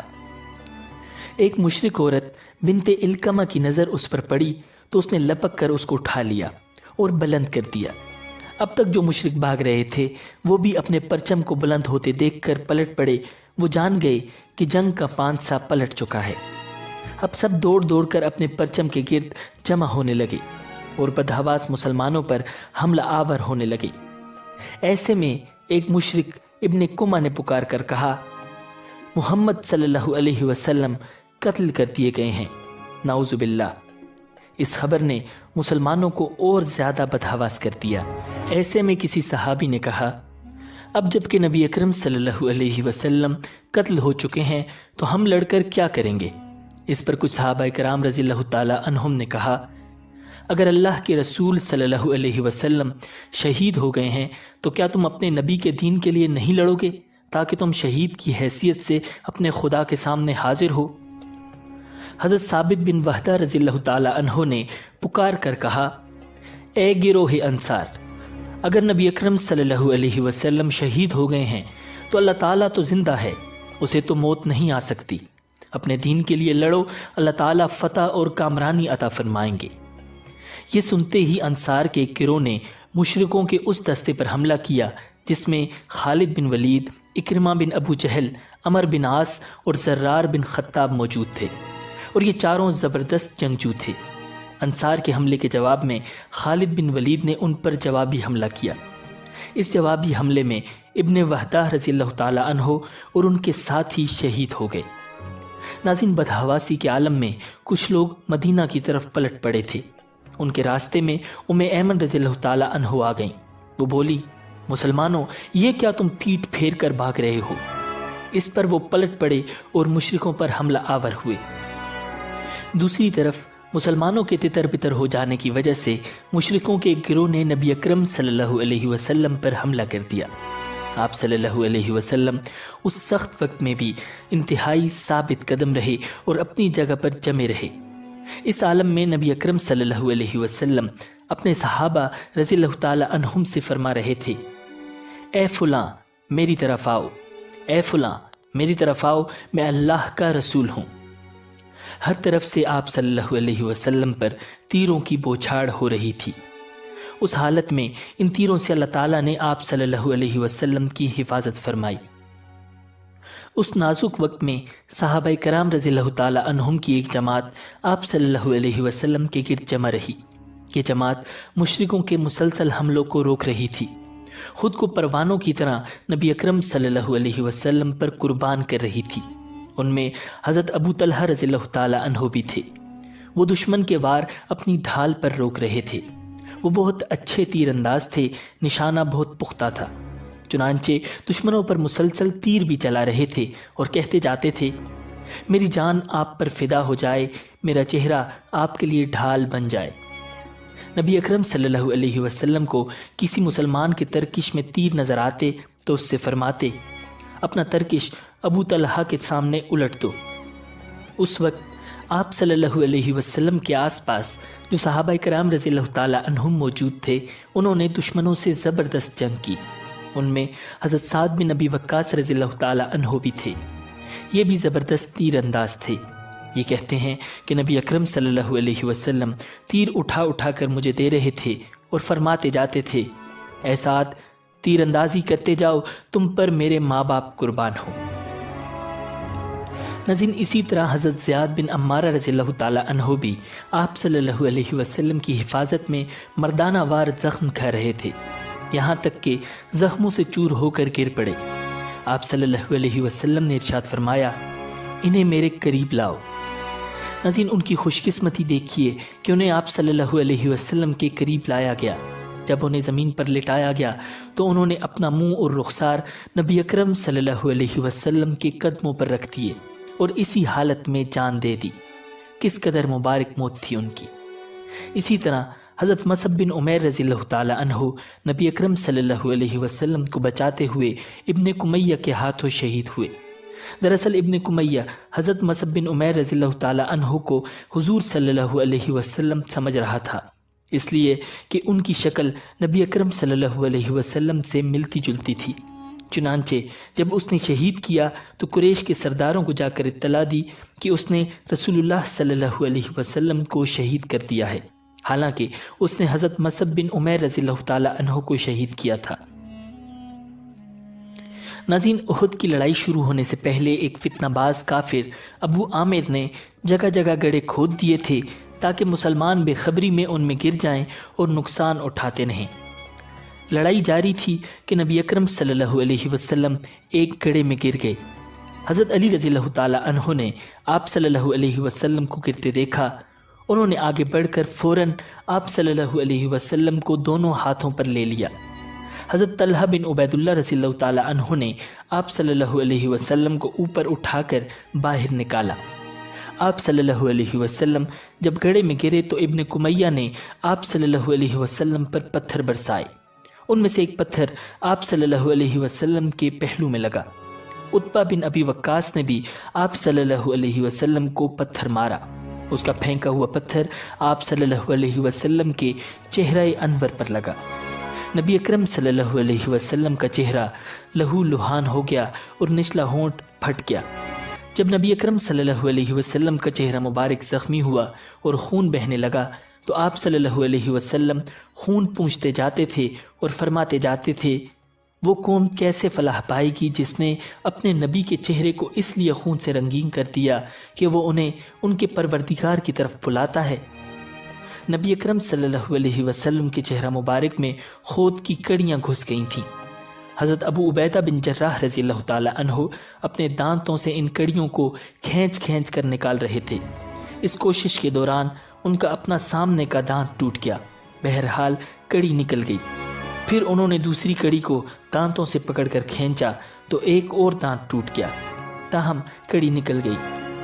ناظرین، جب یہ خبر مشہور ہوئی کہ آپ صلی اللہ علیہ وسلم کو شہید کر دیا گیا ہے تو حضرت ابو عبیدہ بن جراح رضی اللہ تعالی عنہ وہ پہلے شخص ہیں جنہوں نے آپ صلی اللہ علیہ وسلم کو زندہ سلامت دیکھا اور پکارے، اے مسلمانوں، تمہیں خوشخبری ہو، رسول اللہ صلی اللہ علیہ وسلم تو یہ موجود ہیں۔ جب مسلمانوں نے حضور صلی اللہ علیہ وسلم کو زندہ سلامت دیکھا تو پروانوں کی طرح آپ صلی اللہ علیہ وسلم کے ارد گرد جمع ہو گئے۔ آپ صلی اللہ علیہ وسلم ان سب کے ساتھ ایک گھاٹی کی طرف روانہ ہوئے۔ اس وقت آپ صلی اللہ علیہ وسلم کے ساتھ حضرت ابو بکر، حضرت عمر، حضرت علی، حضرت زبیر اور حضرت حارث رضی اللہ تعالی عنہم موجود تھے۔ نبی اکرم صلی اللہ علیہ وسلم گھاٹی کی طرف جا رہے تھے، لیکن زخموں سے خون نکل جانے اور زرہوں کے بوجھ کی وجہ سے آپ صلی اللہ علیہ وسلم چڑھ نہیں پا رہے تھے۔ یہ دیکھ کر حضرت طلحہ رضی اللہ تعالی عنہ آپ صلی اللہ علیہ وسلم کے سامنے بیٹھ گئے اور آپ صلی اللہ علیہ وسلم کو کاندھوں پر بٹھا کر چٹان کے اوپر لے گئے۔ اس وقت آپ صلی اللہ علیہ وسلم نے ارشاد فرمایا، طلحہ کے اس نیک عمل کی وجہ سے ان پر جنت واجب ہو گئی۔ ناظرین، مشرکوں کے ساتھ آنے والی عورتوں نے شہید ہونے والے مسلمانوں کے ہونٹ، ناک، کان وغیرہ کاٹ ڈالے تھے۔ نبی اکرم صلی اللہ علیہ وسلم کے چچا حضرت حمزہ رضی اللہ تعالی عنہ کے ساتھ بھی انہوں نے ایسا ہی کیا، اور مسلمانوں نے بھی انہیں روکنے کی کوشش نہ کی کیونکہ سب کی حالت خستہ تھی۔ البتہ ایسے میں نبی اکرم صلی اللہ علیہ وسلم نے حضرت علی رضی اللہ تعالی عنہ سے ارشاد فرمایا، دشمن کے پیچھے پیچھے جاؤ اور دیکھو وہ کیا کرتے ہیں اور کیا چاہتے ہیں۔ اگر وہ لوگ اونٹوں پر سوار ہیں اور گھوڑوں کو ہانکتے ہوئے لے جا رہے ہیں تو سمجھو وہ مکہ جا رہے ہیں، لیکن اگر گھوڑوں پر سوار ہیں اور اونٹوں کو ہانک رہے ہیں تو سمجھو وہ مدینہ جا رہے ہیں۔ اور قسم ہے اس ذات کی جس کے قبضے میں میری جان ہے، اگر انہوں نے مدینہ کا رخ کیا تو میں ہر قیمت پر مدینہ پہنچ کر ان کا مقابلہ کروں گا۔ حضرت علی رضی اللہ تعالی عنہ ان کے پیچھے روانہ ہوئے۔ آخر معلوم ہوا کہ مشرکوں نے مکہ جانے کا ارادہ کر لیا ہے۔ اس طرف سے اطمینان ہو جانے کے بعد مسلمانوں کو اپنے مقتولین کی فکر ہوئی۔ نبی اکرم صلی اللہ علیہ وسلم ان چٹانوں کی طرف چلے جہاں حضرت حمزہ رضی اللہ تعالی عنہ کو دیکھا گیا تھا۔ آخری وادی کے درمیان میں حضور صلی اللہ علیہ وسلم کو اپنے چچا کی لاش نظر آئی۔ حالت یہ تھی کہ ان کا پیٹ چاک تھا اور ناک کان کاٹ ڈالے گئے تھے۔ آپ صلی اللہ علیہ وسلم کے لیے یہ منظر بہت دردناک تھا۔ آپ صلی اللہ علیہ وسلم نے ارشاد فرمایا، اس جیسا تکلیف دہ منظر میں نے کبھی نہیں دیکھا۔ پھر حضور صلی اللہ علیہ وسلم خوب روئے۔ حضرت عبداللہ بن مسعود رضی اللہ تعالی عنہ فرماتے ہیں کہ ہم نے نبی اکرم صلی اللہ علیہ وسلم کو اتنا روتے ہوئے کبھی نہیں دیکھا تھا جتنا آپ حضرت حمزہ رضی اللہ تعالی عنہ کی لاش پر روئے۔ ناظرین، شہدائے احد کی تعداد 70 تھی، جس میں 4 مہاجر، 41 قبیلہ خزرج اور 24 قبیلہ اوس میں سے تھے۔ زخمیوں کی تعداد بھی 70 ہی تھی۔ جہنم رسید ہونے والے مشرکین کی تعداد بعض کے نزدیک 22 اور بعض کے نزدیک 37 تھی۔ نبی اکرم صلی اللہ علیہ وسلم نے 3 شہداء کو ایک کپڑے کا کفن دینے کا حکم دیا۔ شہید ہونے والے بعض صحابہ کرام کو وہیں احد کے میدان میں دفن کیا گیا، جبکہ بعض کو ان کے ورثاء مدینہ منورہ واپس لے گئے۔ ناظرین، اب تک مسلمانوں کی مشرکین مکہ، یہودیوں اور دیگر عرب قبائل سے تمام جنگیں الگ الگ ہوئی تھیں۔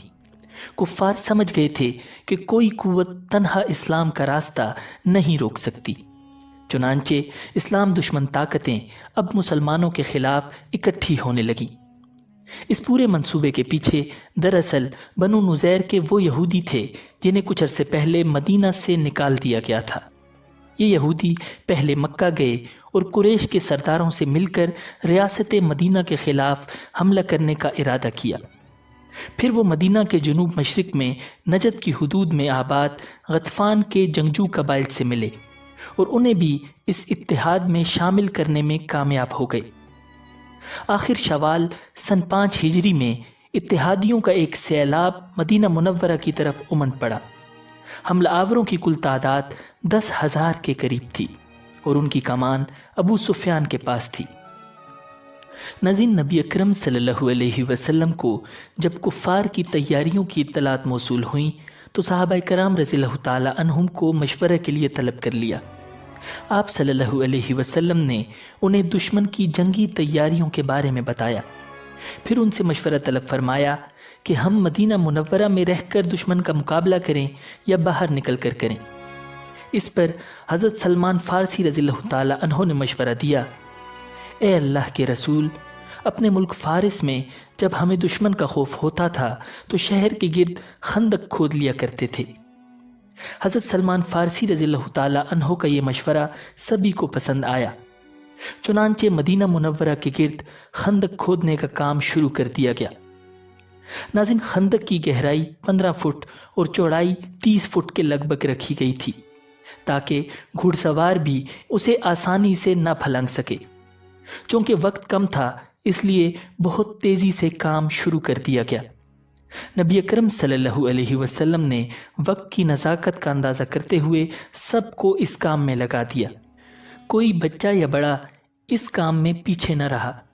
اگر کسی کو تھوڑی دیر کے لیے بھی کسی کام سے جانا ہوتا تو حضور صلی اللہ علیہ وسلم سے اجازت لیے بغیر نہیں جا سکتا تھا۔ ناظرین، جو کڑیل جوان تھے وہ کدالوں اور پھاوڑوں سے زمین کھود رہے تھے، باقی لوگ مٹی اٹھا اٹھا کر کناروں پر جمع کر رہے تھے۔ مٹی اٹھانے والوں میں حضرت ابو بکر اور حضرت عمر رضی اللہ تعالی عنہما جیسے بزرگ حضرات بھی شامل تھے۔ جلدی میں سب کو ٹوکریاں نہیں مل سکی تھیں، اس لیے حضرت ابو بکر صدیق رضی اللہ تعالی عنہ اور حضرت عمر فاروق رضی اللہ تعالی عنہ اپنے کپڑوں میں مٹی ڈھو رہے تھے۔ حضور صلی اللہ علیہ وسلم 10 آدمیوں کی ایک ٹولی میں بذات خود شامل تھے اور موقع بموقع نہ صرف کھدائی میں شرکت فرماتے تھے بلکہ مٹی اٹھا اٹھا کر پھینکنے میں بھی حصہ لیا کرتے تھے۔ ناظرین، یہ سخت سردی کے ایام تھے اور شہر میں کھانے پینے کے ذخائر بہت کم رہ گئے تھے، اس لیے صحابہ کرام کو پیٹ بھر کر کھانا بھی نصیب نہ ہوتا تھا، مگر پھر بھی وہ خندق کی کھدائی میں پورے جوش و جذبے سے شریک تھے۔ کھدائی کا کام روزانہ صبح سویرے شروع ہوتا اور اندھیرا پھیلنے تک جاری رہتا۔ اس دوران نبی اکرم صلی اللہ علیہ وسلم صحابہ کرام رضی اللہ تعالی عنہم کی یہ محنت و مشقت دیکھ کر ان کا حوصلہ بڑھاتے اور یہ فرماتے، اللہم لا عیش الا عیش الآخرہ فاغفر الانصار والمہاجرہ۔ اے اللہ، اصل زندگی تو آخرت ہی کی زندگی ہے، پس تو انصار اور مہاجرین کو بخش دے۔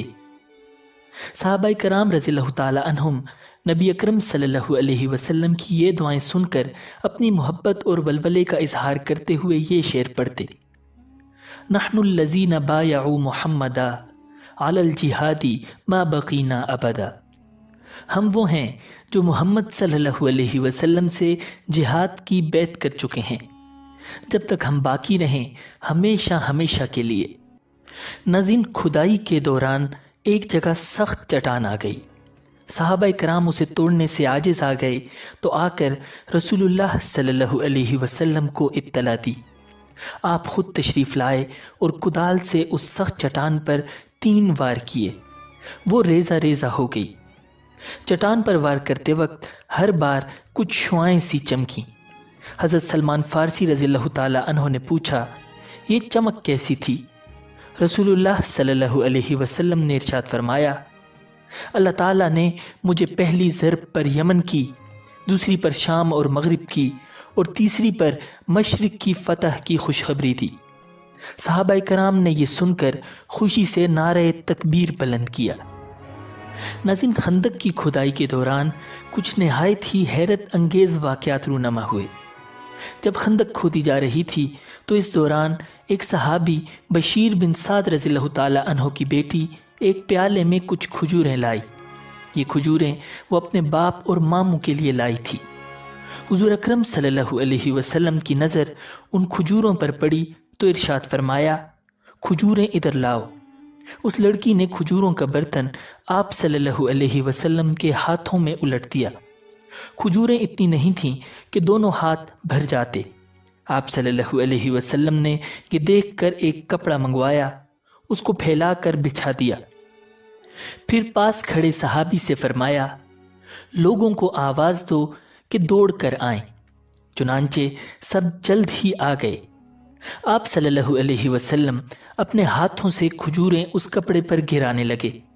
سب لوگ اس پر سے اٹھا اٹھا کر کھاتے رہے۔ کھجوریں شروع کرنے سے پہلے سب لوگ بھوکے تھے۔ بھوک کی حالت میں ان سب نے یہ کھجوریں کھائیں، سب کے پیٹ بھر گئے، اور آپ صلی اللہ علیہ وسلم کے ہاتھوں سے کھجوریں ابھی تک گر رہی تھیں۔ ناظرین، ایسا ہی ایک واقعہ سیدنا جابر رضی اللہ تعالی عنہ کا بھی پیش آیا۔ انہیں جب آپ صلی اللہ علیہ وسلم کی شدید بھوک کا علم ہوا تو گھر گئے۔ ان کے گھر میں بکری کا ایک چھوٹا سا بچہ تھا اور گندم یا جو کے کچھ دانے تھے۔ انہوں نے اپنی اہلیہ سے کہا کہ نبی اکرم صلی اللہ علیہ وسلم کو بھوک لگی ہے، لہٰذا یہ بکری ذبح کر کے سالن تیار کر لو، گندم کو پیس کر روٹیاں پکا لو، میں اللہ کے نبی صلی اللہ علیہ وسلم کو لے کر آتا ہوں۔ حضرت جابر رضی اللہ تعالی عنہ کچھ دیر بعد حضور اقدس صلی اللہ علیہ وسلم کی خدمت میں حاضر ہوئے اور آہستہ آواز میں کہا کہ آپ کے لیے گھر میں کھانا تیار کرایا ہے۔ یہ سن کر نبی اکرم صلی اللہ علیہ وسلم نے کسی سے کہا، اعلان کرا دو، جابر کے ہاں سب کی دعوت ہے۔ چنانچہ پکار کر اعلان کیا گیا کہ سب لوگ حضرت جابر رضی اللہ تعالی عنہ کے گھر پہنچ جائیں۔ حضرت جابر رضی اللہ تعالی عنہ پریشان ہو گئے کہ وہ تھوڑا سا کھانا اتنے لوگوں کو کیسے پورا ہوگا۔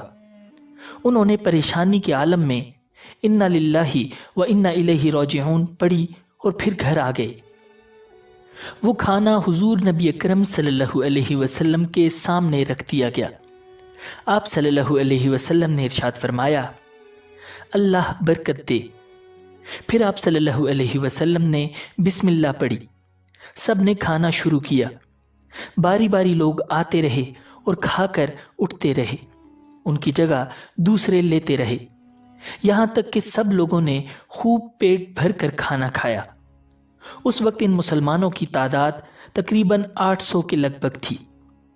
حضرت جابر رضی اللہ تعالی عنہ کہتے ہیں، اللہ کی قسم جب سب کھانا کھا کر چلے گئے تو ہم نے دیکھا گھر میں اب بھی اتنا ہی کھانا موجود تھا جتنا نبی اکرم صلی اللہ علیہ وسلم کے سامنے رکھا گیا۔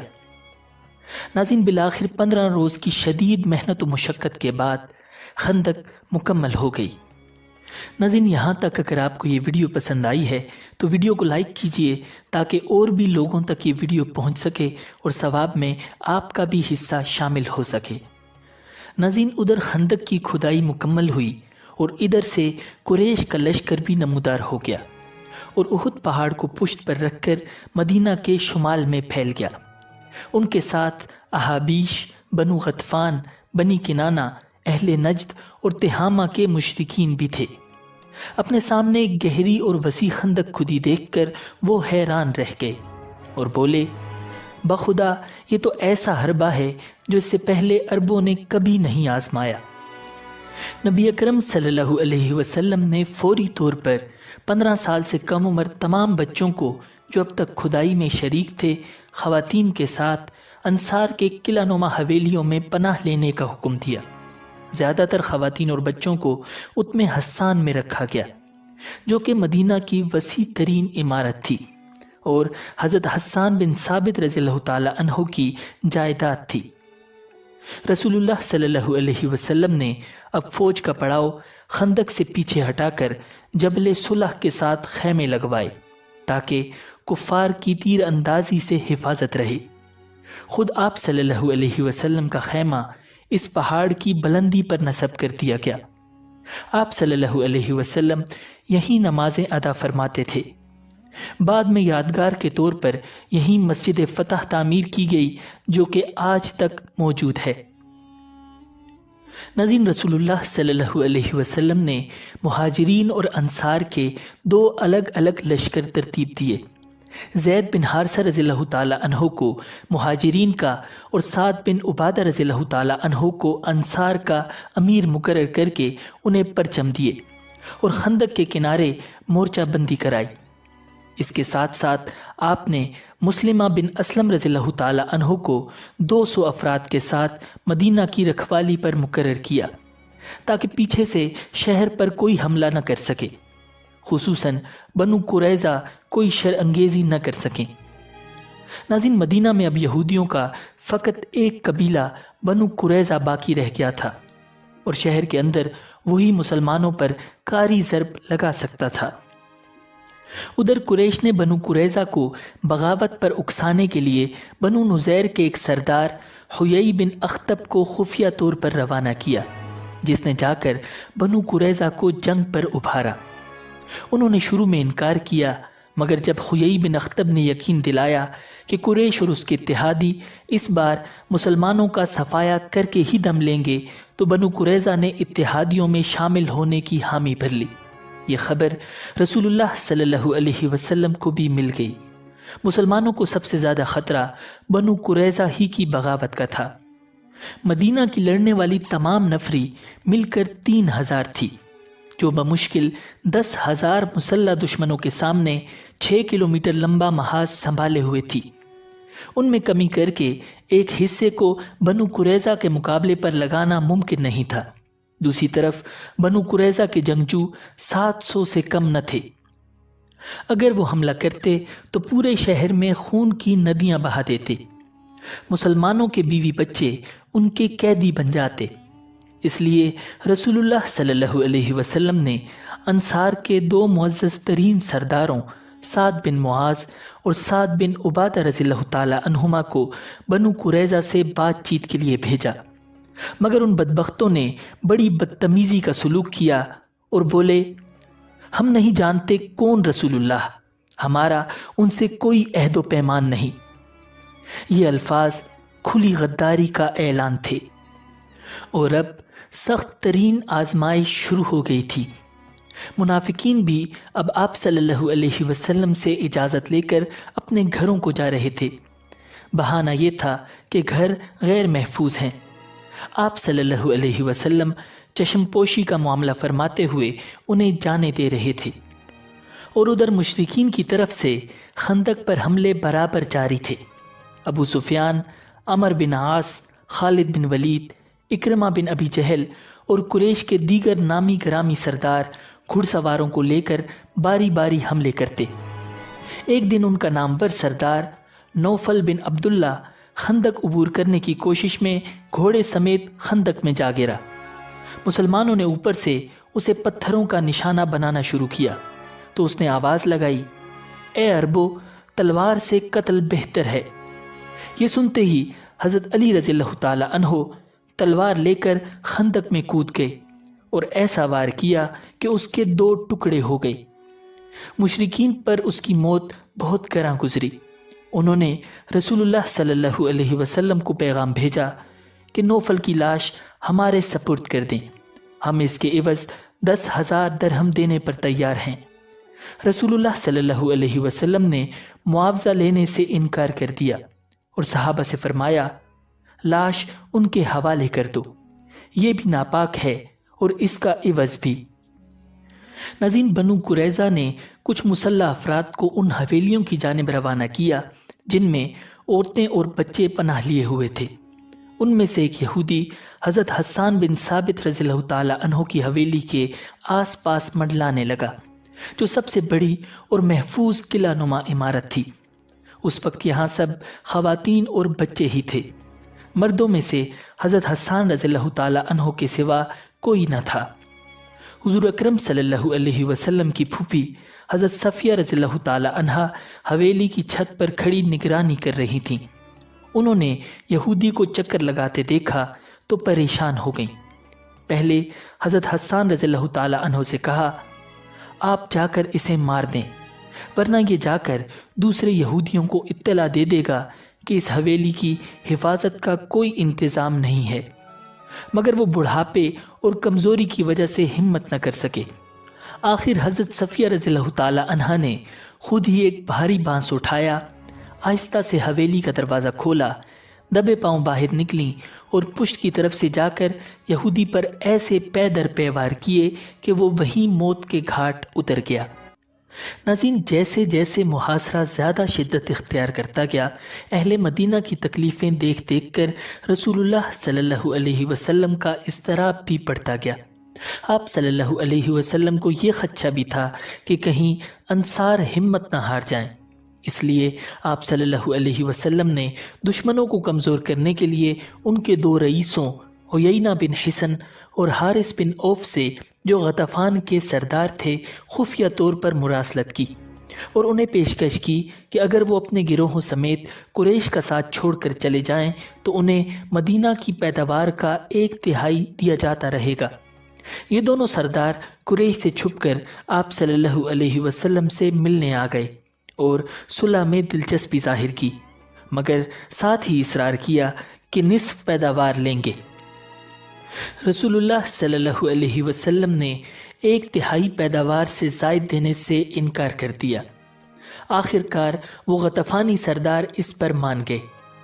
معاہدے کی عبارت لکھ لی گئی، مگر دستخط کرنے سے پہلے حضور صلی اللہ علیہ وسلم نے اوس اور خزرج کے سرداروں حضرت سعد بن معاذ اور سعد بن عبادہ رضی اللہ تعالی عنہما کو اعتماد میں لینا ضروری سمجھا اور انہیں بلا کر ساری بات بتائی۔ وہ بولے، اللہ کے رسول، اگر یہ اللہ کا حکم ہے تو ٹھیک ہے۔ آپ صلی اللہ علیہ وسلم نے ارشاد فرمایا، اللہ کا حکم ہوتا تو میں تم سے مشورہ نہ مانگتا، مگر میں نے جب دیکھا کہ تمام عرب والے تمہارے خلاف متحد ہو گئے ہیں تو میں نے چاہا اس طرح ان کی قوت کم کر دوں۔ یہ سن کر سعد بن معاذ رضی اللہ تعالی عنہ نے کہا، اللہ کے رسول، اگر یہ وجہ ہے تو سنیے، جب ہم مشرک تھے تب بھی یہ لوگ ہماری پیداوار ہڑپ نہیں کر سکتے تھے، اب تو اللہ تعالیٰ نے ہمیں اسلام کی ہدایت دے دی ہے، آپ کے ذریعے ہمیں معزز بنا دیا ہے، اب کیسے ممکن ہے کہ یہ لوگ ہماری پیداوار میں حصہ دار بنیں؟ اللہ کی قسم، ہمارے پاس ان کے لیے تلوار کے سوا کچھ نہیں۔ رسول اللہ صلی اللہ علیہ وسلم ان کا جذبہ دیکھ کر نہایت خوش ہوئے۔ آپ صلی اللہ علیہ وسلم نے معاہدے کے مسودے کو چاک کروا دیا اور غطفان کے دونوں سرداروں سے کہا، جاؤ، اب تلوار ہی سے فیصلہ ہوگا۔ ناظرین، ایک روز مشرکوں میں سے چند لوگ آگے بڑھے۔ انہوں نے خندق عبور کرنے کے لیے اپنے گھوڑوں کو دور لے جا کر خوب دوڑایا اور جس جگہ خندق کی چوڑائی کم تھی اس جگہ سے لمبی چھلانگ لگا کر آخر خندق پار کرنے میں کامیاب ہو گئے۔ ان لوگوں میں عمر بن عبد ود بھی تھا۔ وہ عرب کا مشہور پہلوان تھا۔ اس کے بارے میں مشہور تھا کہ وہ بہت بہادر ہے اور اکیلا ہزاروں آدمیوں کے لیے کافی ہے۔ خندق عبور کرتے ہی وہ للکارا، کون ہے جو میرے مقابلے میں آتا ہے؟ اس کی للکار سن کر حضرت علی رضی اللہ تعالی عنہ آگے آ گئے۔ انہوں نے نبی اکرم صلی اللہ علیہ وسلم سے عرض کیا، اللہ کے رسول، اس کے مقابلے پر میں جاؤں؟ آپ صلی اللہ علیہ وسلم نے ارشاد فرمایا، بیٹھ جاؤ، یہ عمر بن عبد ود ہے۔ ادھر عمر نے پھر آواز دی۔ حضرت علی رضی اللہ تعالی عنہ پھر اٹھ کھڑے ہوئے۔ آپ صلی اللہ علیہ وسلم نے انہیں پھر بٹھا دیا۔ اس نے تیسری بار پھر مقابلے کے لیے آواز لگائی۔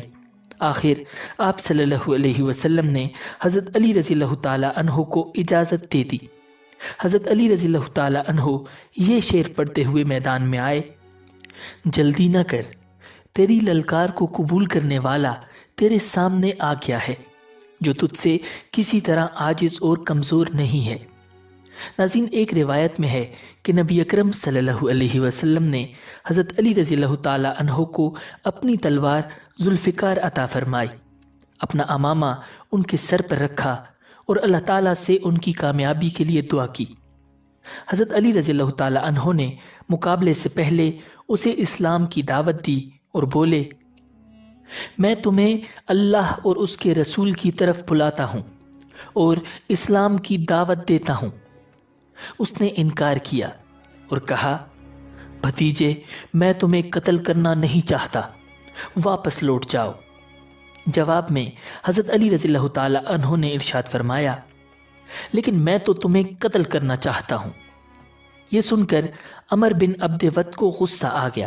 وہ گھوڑے سے کود پڑا اور تلوار سونت کر ان کی طرف بڑھا۔ اس کی تلوار سے خود کو بچانے کے لیے حضرت علی رضی اللہ تعالیٰ عنہ نے فوراً ڈھال آگے کر دی۔ عمر کی تلوار ڈھال پر پڑی، ڈھال پھٹ گئی، تلوار حضرت علی رضی اللہ تعالیٰ عنہ کی پیشانی تک پہنچ گئی۔